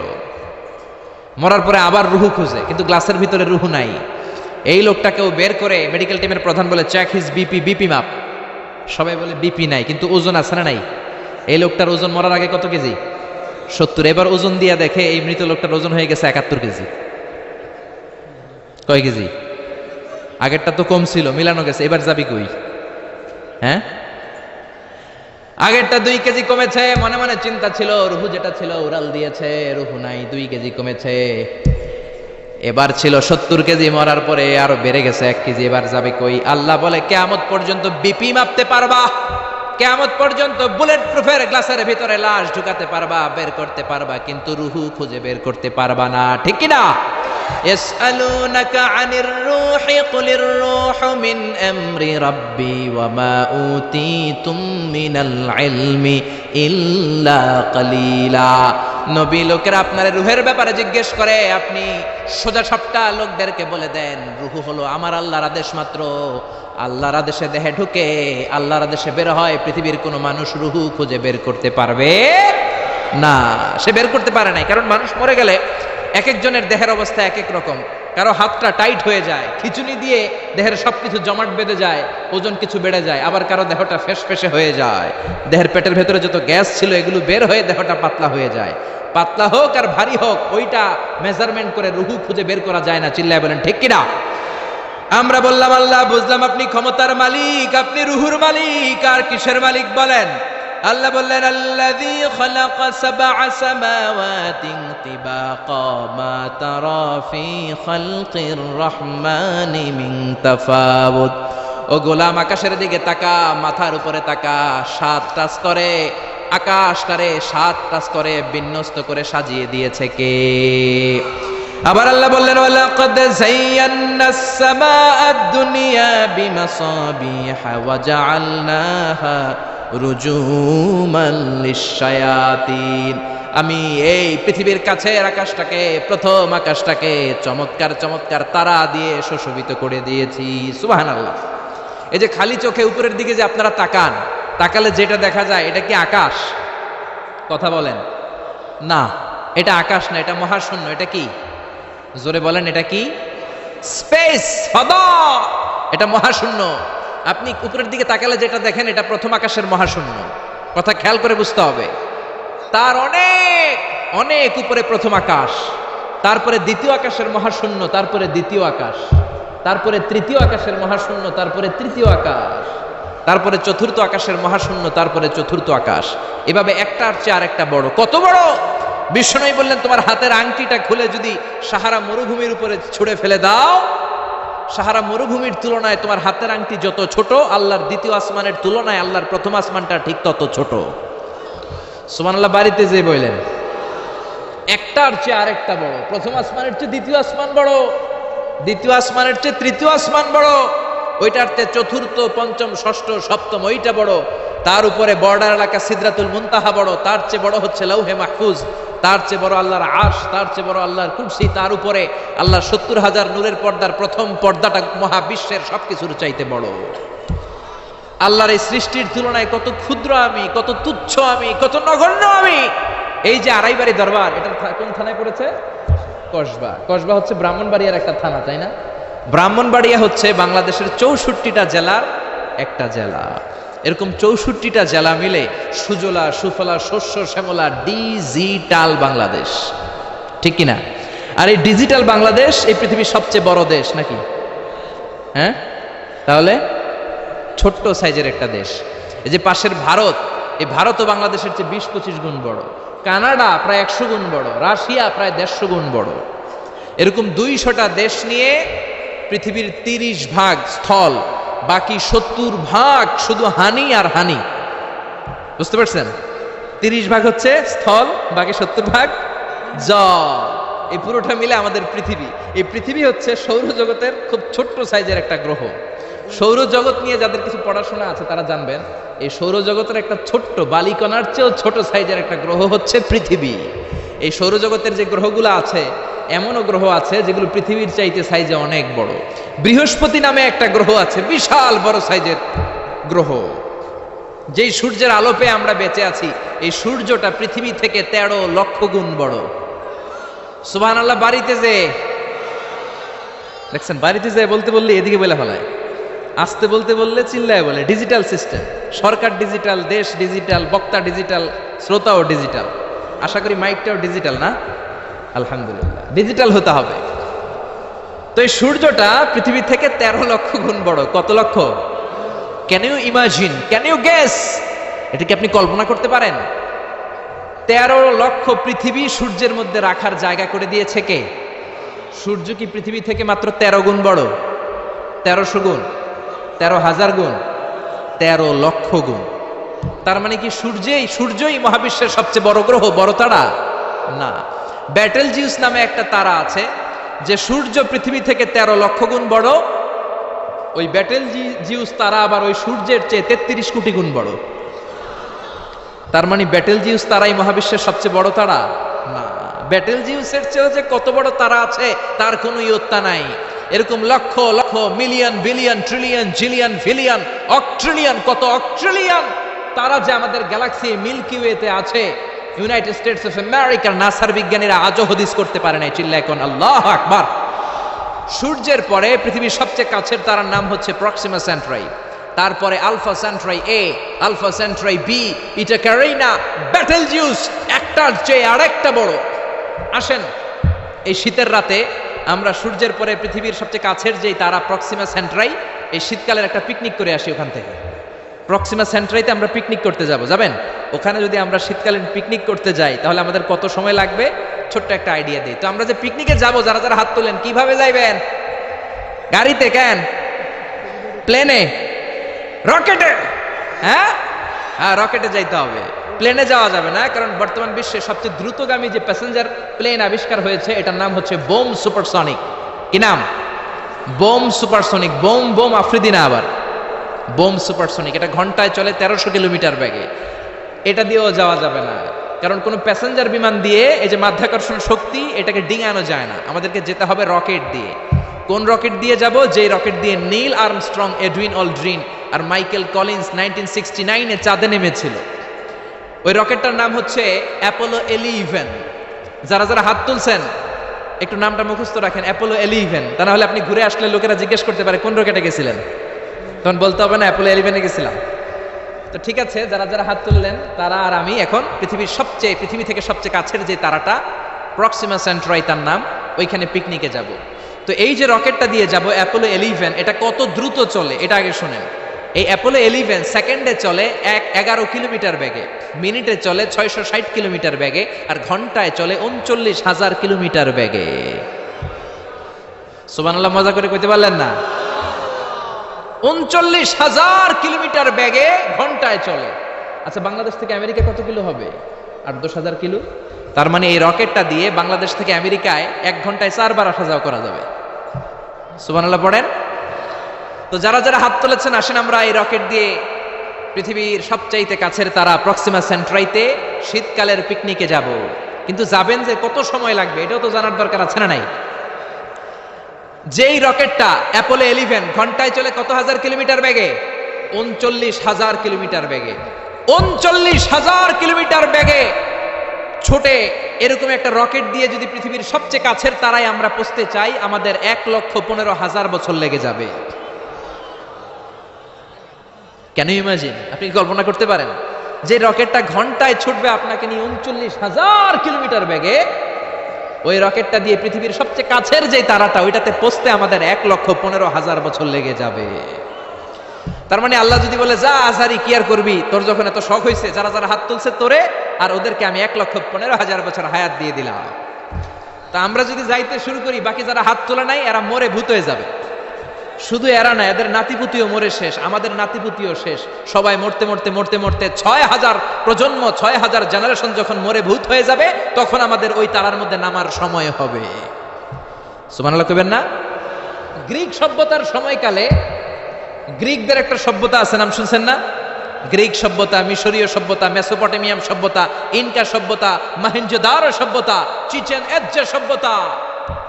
তো এই যে গ্রিক সভ্যতার সময়কালে কেউ যদি এই প্রক্সিমা সেন্ট্রাইতে এই রকেটটা দিয়ে যাওয়া শুরু করতো, তাহলে 2018 সালে তাদের পুরো সফরের মাত্র 4% কমপ্লিট হতো। 96% ট্যুর তখনও বাকি থেকে যেত। চিল্লায় পড়েন আল্লাহু আকবার। ওই আল্লাহ ডেকে বললেন, গোলাম ওয়ালাকাদ যায়্যানাস সামাআদ দুনিয়া বিমাসাবিহা ওয়া জাআলনাহা রুজুমান লিশ-শায়াতিন। এরকম বিশাল বিশাল তারকারাজি দিয়ে, তারা দিয়ে প্রথম আকাশটাকে আমি আল্লাহ সুশোভিত করে দিয়েছি। পড়েন সুবহানাল্লাহ। তো এরকম তারা কি মহাশূন্যে শুধু একটা আছে? কত হাজার আছে কেউ জানে না। চিল্লায় বলেন ঠিক কিনা? সূরাতুল মুলক অনেক লম্বা, তো আমি হাইলাইটেড জায়গাগুলো নিয়ে আপনাদের সাথে কথা বলি। এরপরে রব্বুল আলামিন প্রথম রুকুর শেষের দিকে বললেন, ওয়া আসিররু কাওলাকুম আও ইজহারু বিহি ইন্নাহু আলিমুম বিযাতিস সুদূর। ও গোলাম, তোমরা আস্তে কোনো কথা বলো, প্রকাশ্যে বলো কিংবা গোপনে বলো, কেউ শুনে না, শুনে কে? চিল্লায় বলেন, কেউ যেটা দেখে না দেখে কে? কেউ যেটা শোনে না শুনে কে? দুনিয়ার সবার চোখ আপনি ফাঁকি দিতে পারবেন, আমার আল্লাহর চোখ ফাঁকি দেয়া যাবে নাকি? আচ্ছা বলেন তো, পুলিশের চোখ ফাঁকি দেয়া যায় কি যায় না? র্যাবের চোখ, বিমানবন্দরে কাস্টমস অফিসারের চোখ, দুর্নীতি দমন কমিশনের অফিসারের চোখ, পরীক্ষার হলে ম্যাজিস্ট্রেটের চোখ, কিন্তু আমার আল্লাহর চোখ ফাঁকি দেয়া যায়? আপনি রাত্রিবেলা দরজা বন্ধ করে জানলা আটকে দিয়ে বাতি বন্ধ করে পাপ করেছেন, অন্যায় করেছেন, কেউ দেখে নাই, দেখেছে কে? এরপরে আল্লাহ বললেন, আওয়ালাম ইয়ারাউ ইলা তাইরি ফাওকাহুম সাফাতিন ওয়া ইয়াকবিদনা মা ইউমসিকুহুন্না ইল্লার রহমান ইন্নাহু বিকুল্লি শাইইন বাসীর। আল্লাহ ডেকে বললেন, গোলাম ওরা কি পাখির দিকে তাকায় না? আওয়ালাম ইয়ারাউ ইলা তাইর, ওরা কি পাখির দিকে নজর করে না? ফাওকাহুম সাফাতিন ওয়া ইয়াকবিদ, যেই পাখিগুলো ওদের মাথার উপর দিয়ে উড়ে বেড়ায়, যেই পাখিগুলো ওদের মাথার উপরে ডানাগুলো মেলে দেয়, আবার ডানাগুলো ঝাপটে জমিনের মধ্যে নেমে আসে, ওরা কি পাখির দিকে তাকায় না? কেউ যদি পাখি নিয়ে গবেষণা করে সে নাস্তিক হতে পারে। আপনি যদি পাখি নিয়ে রিসার্চ করেন আপনি নাস্তিক হতে পারবেন না। এজন্য আল্লাহ তাআলা পবিত্র আল কোরআন আল কারীমের অনেক জায়গায় পাখির কথা বললেন, পাখি দিয়ে আল্লাহ দৃষ্টান্ত দিলেন। সুলাইমান আলাইহিস সালামকে আল্লাহ তাআলা একটা স্পেশাল পাখি দিলেন, ওটার নাম হচ্ছে হুদহুদ। 1000 মিটার উপর থেকেও তার এই পাখির চোখে মেগাপিক্সেল এত বেশি ছিল, জমিনের দিকে নজর করেই জমিনের কত ফুট নিচে মিষ্টি পানি আছে এই পানির সন্ধান সে সুলাইমান নবীকে দিয়ে দিত। সুবহানাল্লাহ পড়েন। কত কিসিমের, কত ধরনের, কত রং বেরঙের পাখি যে আল্লাহ পৃথিবীতে বানিয়েছেন তার কোনো ইয়ত্তা নেই। হামিং বার্ড নামে একটা পাখি আছে, নর্থ আমেরিকাতে পাওয়া যায়, পৃথিবীর সবচেয়ে ছোট্ট সাইজের পাখি। এটা যখন প্রাপ্ত বয়সে পৌঁছে এই পাখিটার সাইজ হয় মাত্র 3 ইঞ্চি। কয় ইঞ্চি? পৃথিবীর সব পাখি সামনের দিকে উড়ে, আর এই হামিং বার্ড সামনেও যেমনি উড়ে পিছনের দিকে উঠতে পারে। সুবহানাল্লাহ কইলেন না? এই পাখিটা প্রতি সেকেন্ডে তার পাখা ঝাপটায় 80 বার। কয়বার? আমি আপনি আমাদের হাতগুলো 1 সেকেন্ডে ঝাপটাতে পারবো কয়বার? 4 বার, সবচেয়ে বেশি হলে 5 বার। আর এই পাখিটা প্রতি সেকেন্ডে তার ডানা ঝাপটায় 80 বার। চিল্লায় এখন সুবহানাল্লাহ।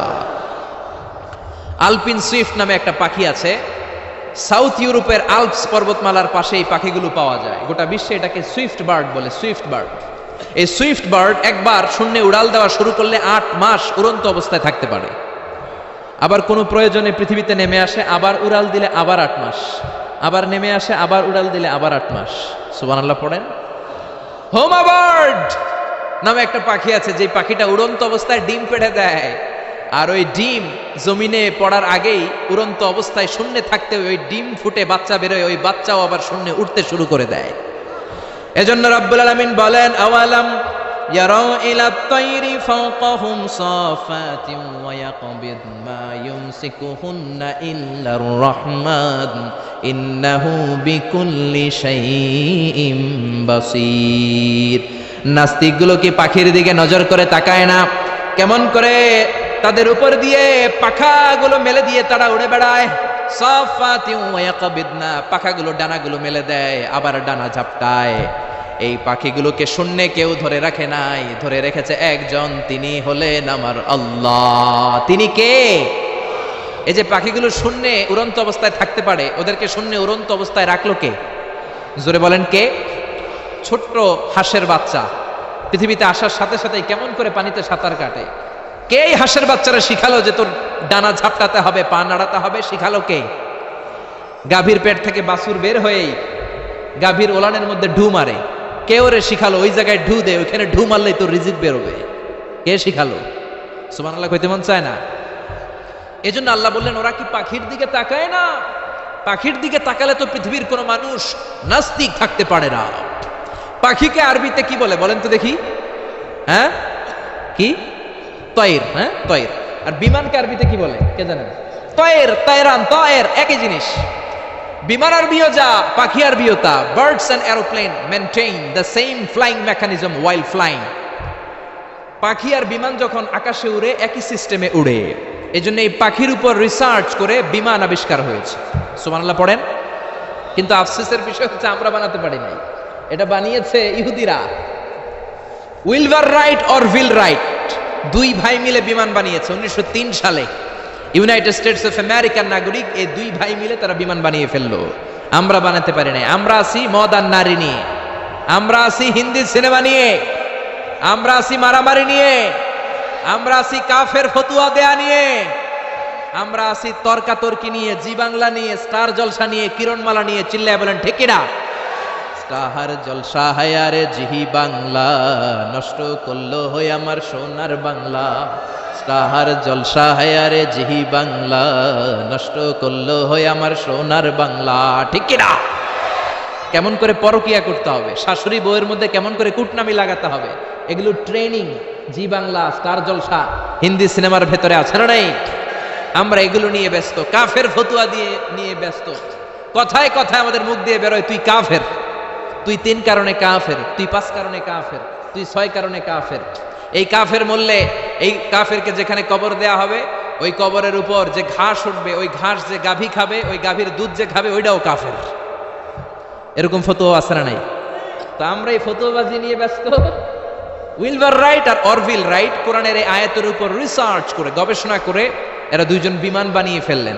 এই দুই ভাই পাহাড়ের মধ্যে শুয়ে কত পাখি যে দেখেছে, কত পাখির ছবি যে এঁকেছে, কত পাখির মোশন অ্যান্ড মুভমেন্ট নিয়ে তারা গবেষণা করেছে। করতে করতে করতে এই দুই ভাই বিমান বানিয়ে ফেলেছে। তবে এখনকার মতো এত উন্নত বিমান নয়, ছোট্টখাট্ট বিমান, একটু উড়ে আবার ধপাস করে জমিনে পড়ে, একটু উড়ে আবার ধপাস করে জমিনে পড়ে। সর্বপ্রথম ফ্রান্সের এক শহর থেকে আরেক শহরে পৃথিবীর প্রথম প্যাসেঞ্জার বিমান এক শহর থেকে আরেক শহরে ল্যান্ড করেছে। এই তো মানুষের স্বপ্ন বাস্তবায়িত হয়ে গিয়েছে। এতদিন মানুষ শুধু দেখতো হায় রে পাখি উড়ে, আমরা উঠতে পারি না। এখন পাখির চেয়েও আরো দ্রুত বেগে আমরা উড়ি, ঠিক কিনা? এই যে আপনারা হজে যান, কিভাবে যান? প্লেনে যান। প্লেনে যান তো বুঝলাম, উড়ে উড়ে যান না? পাখি আর কত দ্রুত উড়ে, পাখির চেয়েও দ্রুত বেগে আমরা উঠতে পারি। চিল্লায় বলেন ঠিক কিনা?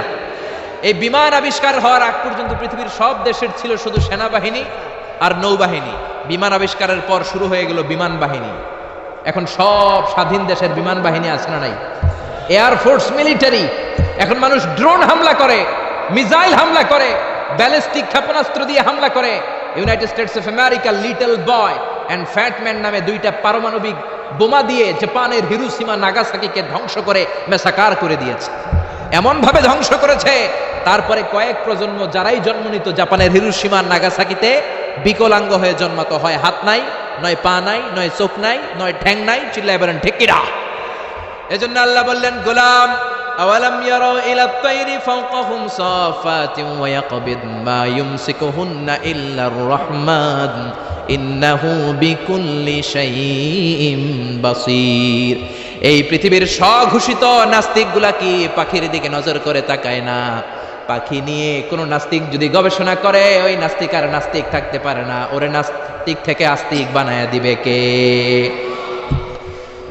এরপর আল্লাহ বললেন আম্মান হাযাল্লাযী ইয়ারযুকুকুম ইন আমসাকা রিজকাহু বাল্লাজ্জু ফী উতুওয়িন ওয়া নুফুর। আল্লাহ বললেন, ও গোলাম, আমি আল্লাহ রিজিক দেই, আমি আল্লাহ যদি তোদের রিজিক বন্ধ করে দেই, কে আছে তোদের রিজিক দিতে পারে? রিজিক দেওয়ার মালিক কে? পৃথিবীতে যত খাবার আছে সব খাবারগুলো যদি নষ্ট হয়ে যায়, আমাদেরকে খাবার দিবে কে? ঘুম থেকে উঠে দেখলেন কোথাও কোনো খাবার নাই, বাজারে ফলমূল নাই, বিস্কুট নাই, আলু নাই, সিঙ্গারা নাই, কিচ্ছু নাই, ক্ষেতের মধ্যে কোনো ফসল নাই, গাছের মধ্যে ফুল ফল কিচ্ছু নাই। এরকম যখন অবস্থা হয়ে যাবে, আল্লাহ যদি রিজিকগুলো দেয়া বন্ধ করে দেয়, আপনাদেরকে রিজিক দিবে কে? খাদ্য দিবে কে? নাকি আপনাদের খাদ্যমন্ত্রী? আপনাদের খাদ্যমন্ত্রীও রিজিক দিতে পারবে না? প্রধানমন্ত্রী? জোরে বলেন।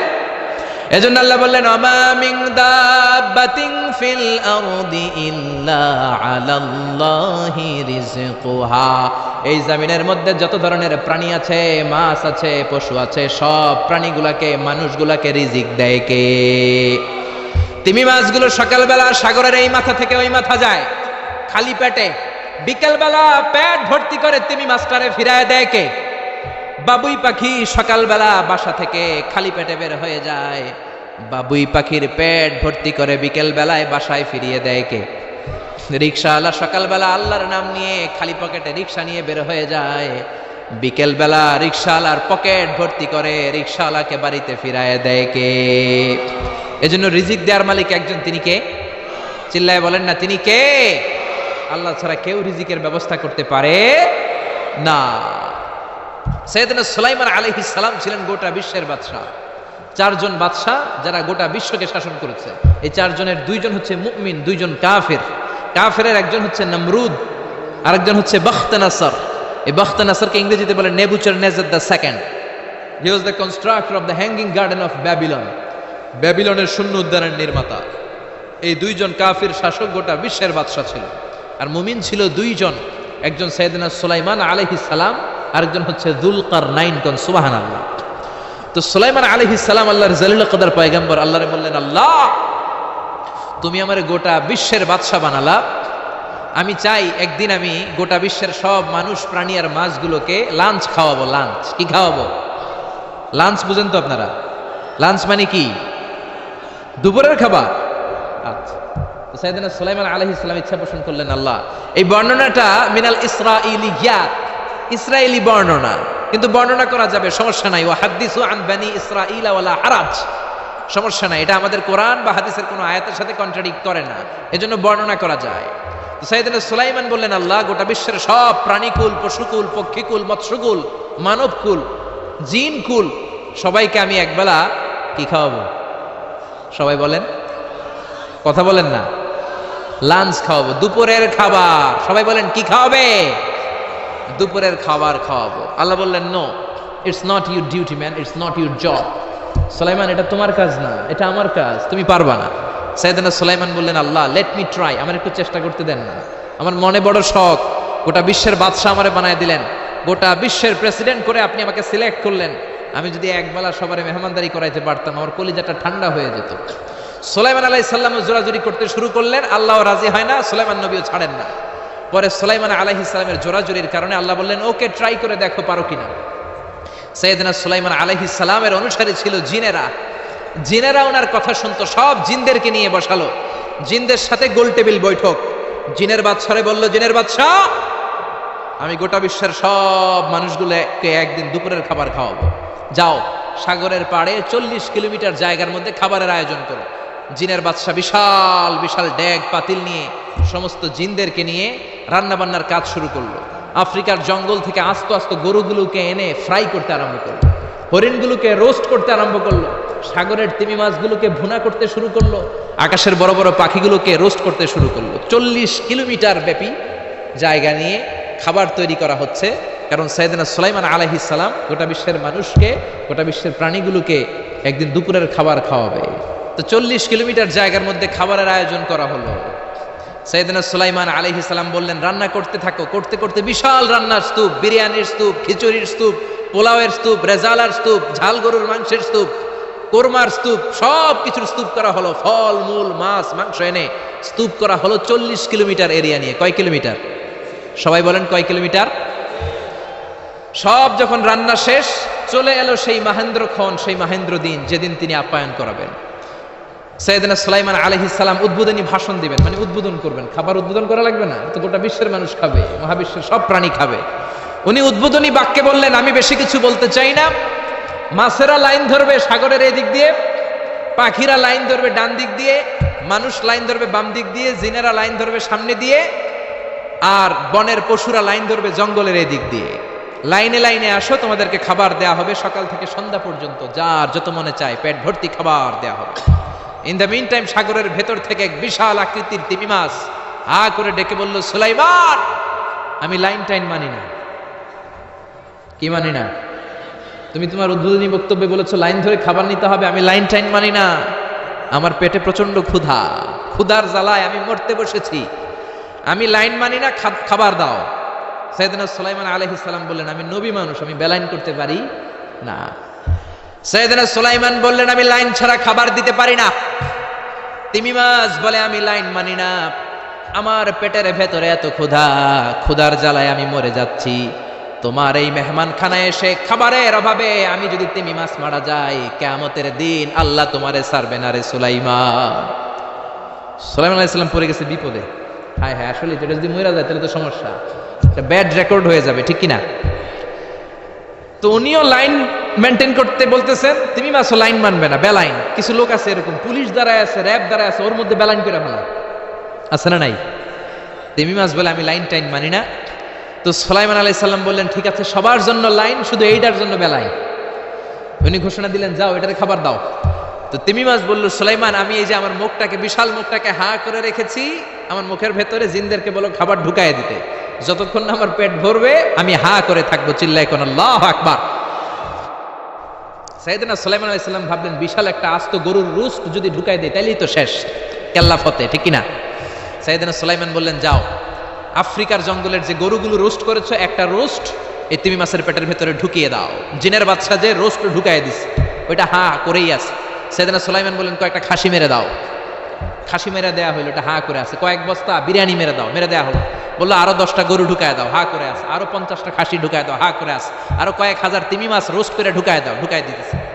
খাবার যত আছে দিতে শুরু করলো। ইন দ্য মিন টাইম 1 কিলোমিটারের খাবার শেষ। সুবহানাল্লাহ কইবেন না? তিমি মাছ বিশাল বড় হা করে বসে আছে সাগরে।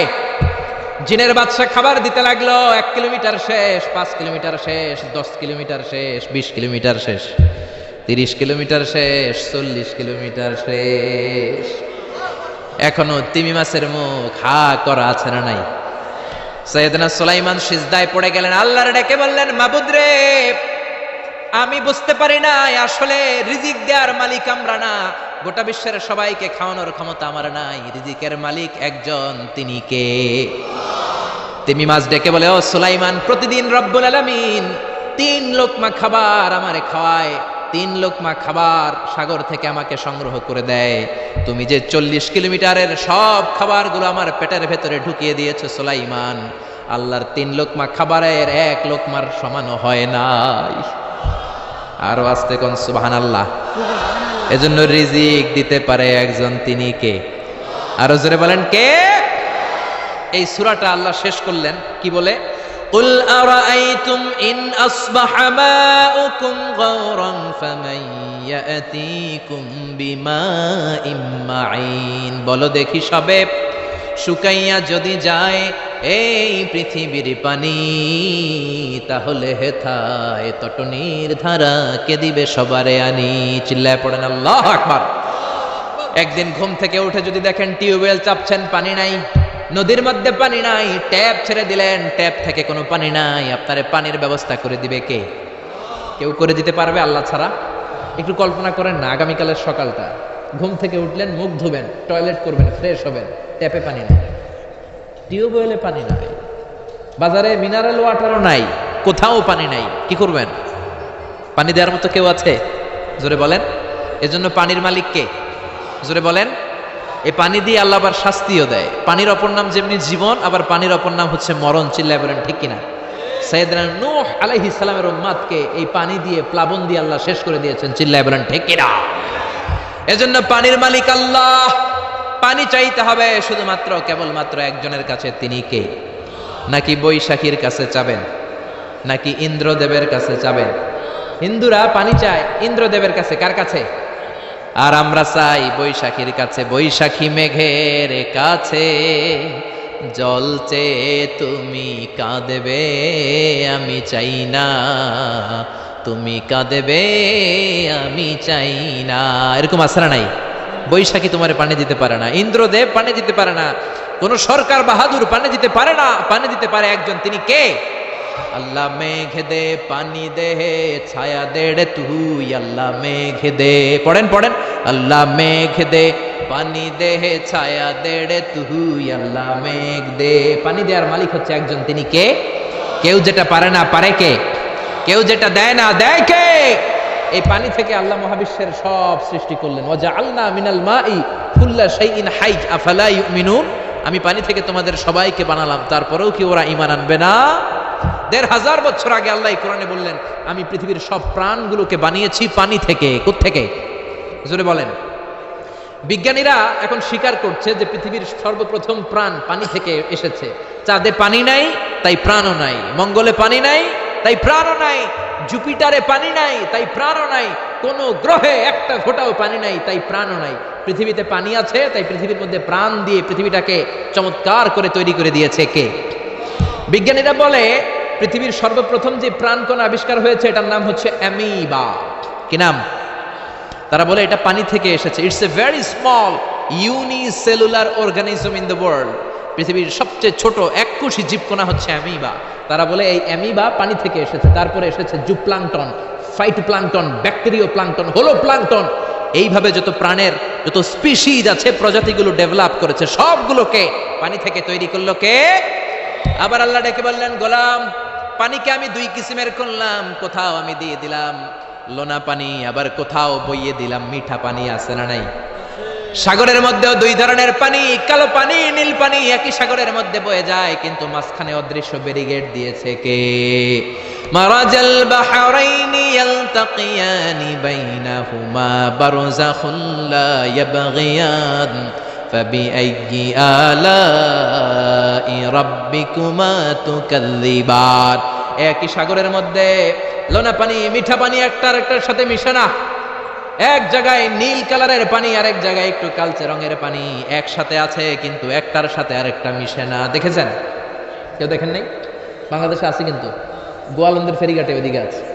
আমি মিশরে দেখেছি নীল নদের পানির সাথে ভূমধ্য সাগর, মেডিটেরেনিয়ান সি, এই পানির কোনো মিল হয় না। একদিকে নীল নদের পানি, আরেকদিকে ওই সাগরের পানি, দুইটা একসাথে বয়ে যায়, কিন্তু একটার কালারের সাথে আরেকটার কালার মিক্স হয় না। চিল্লায় বলেন আল্লাহু আকবার। আবার আল্লাহ ডেকে বললেন, গোলাম মিঠা পানির নদী দিয়ে বিশ্বটারে আমি সিক্ত করেছি। বাংলাদেশের জেলায় জেলায়, থানায় থানায়, আনাচে কানাচে মিঠা পানির নদী আছে না নাই? কথা কন। এই নদীগুলো মিঠা পানির নদী না হয়ে যদি লোনা পানির নদী হতো, আমাদের গাছপালাগুলো বাঁচত নাকি? এই সুন্দর ফুল সুন্দর ফল মিঠা নদীর পানি, আল্লাহ তোমার মেহেরবানি। তুমি কতই দিলে রতন, ভাই বেরাদর পুত্র স্বজন, ক্ষুধা পেলে অন্ন যোগাও, মানি চাই না মানি, আল্লাহ তোমার মেহেরবানি। পড়েন আল্লাহু আকবার। এজন্য পানি দিতে পারে একজন, তিনি কে? আবার আল্লাহ ডেকে বললেন, আন্না সাবাবনাল মাআ সাব্বা সুম্মা শাকাকনাল আরদা শাক্কা। যেখানে যতটুকু পানি দেয়া দরকার ততটুকু দিলাম। নারিকেল গাছের উপরে কাটলে কোনো পানি পড়ে না, কিন্তু খেজুর গাছের মাথায় যদি কেটে দেন শীতকালে মিষ্টি পানি আসে না নাই? একরকম না দেখতে? নারিকেল গাছ, খেজুর গাছ, রাস্তার এই পাশে নারিকেল গাছ, রাস্তার এই পারে খেজুর গাছ। খেজুর গাছ চেনেন তো? খেজুরের রস খান না আপনারা? নারিকেল গাছের মাথায় কেটে দিলে কোনো রস নাই, শুকনা। আর খেজুর গাছের মাথায় যদি আপনি কেটে দিয়ে একটা ঘটি দিয়ে দেন, সকালে মিষ্টি রসের ব্যবস্থা করে দেয় কে? আবার আখের ভিতরে মিষ্টি রস দিলেন, আখ। আখ বলেন নাকি গ্যান্ডারি বলেন? কুইশাল, হ্যাঁ কুইশাল আখ, গ্যান্ডারি যেটাই বলেন। এই গ্যান্ডারি দেখতে যেমন, বাঁশের চিকন কচি কঞ্চিগুলো একরকম, ঠিক কিনা? এই গ্যান্ডারি, এই ইক্ষু মিলে ঈশ্বর দিতে আছে বাংলাদেশ। ঈশ্বর দিতেও আমরা যাই মাহফিলের জন্য। ওখানে সুগার মিলে ঢুকালে এখান থেকে গ্যান্ডারিগুলোকে ইক্ষুগুলোকে প্রসেস করে ওই দিক দিয়ে মিষ্টি পানি বের হয়, গরম হিট দিলে এটা শুকনো খসখসে সুগার হয়ে যায়। সুবহানাল্লাহ কইবেন না? একই রকম দেখতে বাঁশের কঞ্চি, গ্যান্ডারি দেখতে যেমন, ইক্ষু দেখতে যেমন, বাঁশের কঞ্চিও দেখতে তেমন।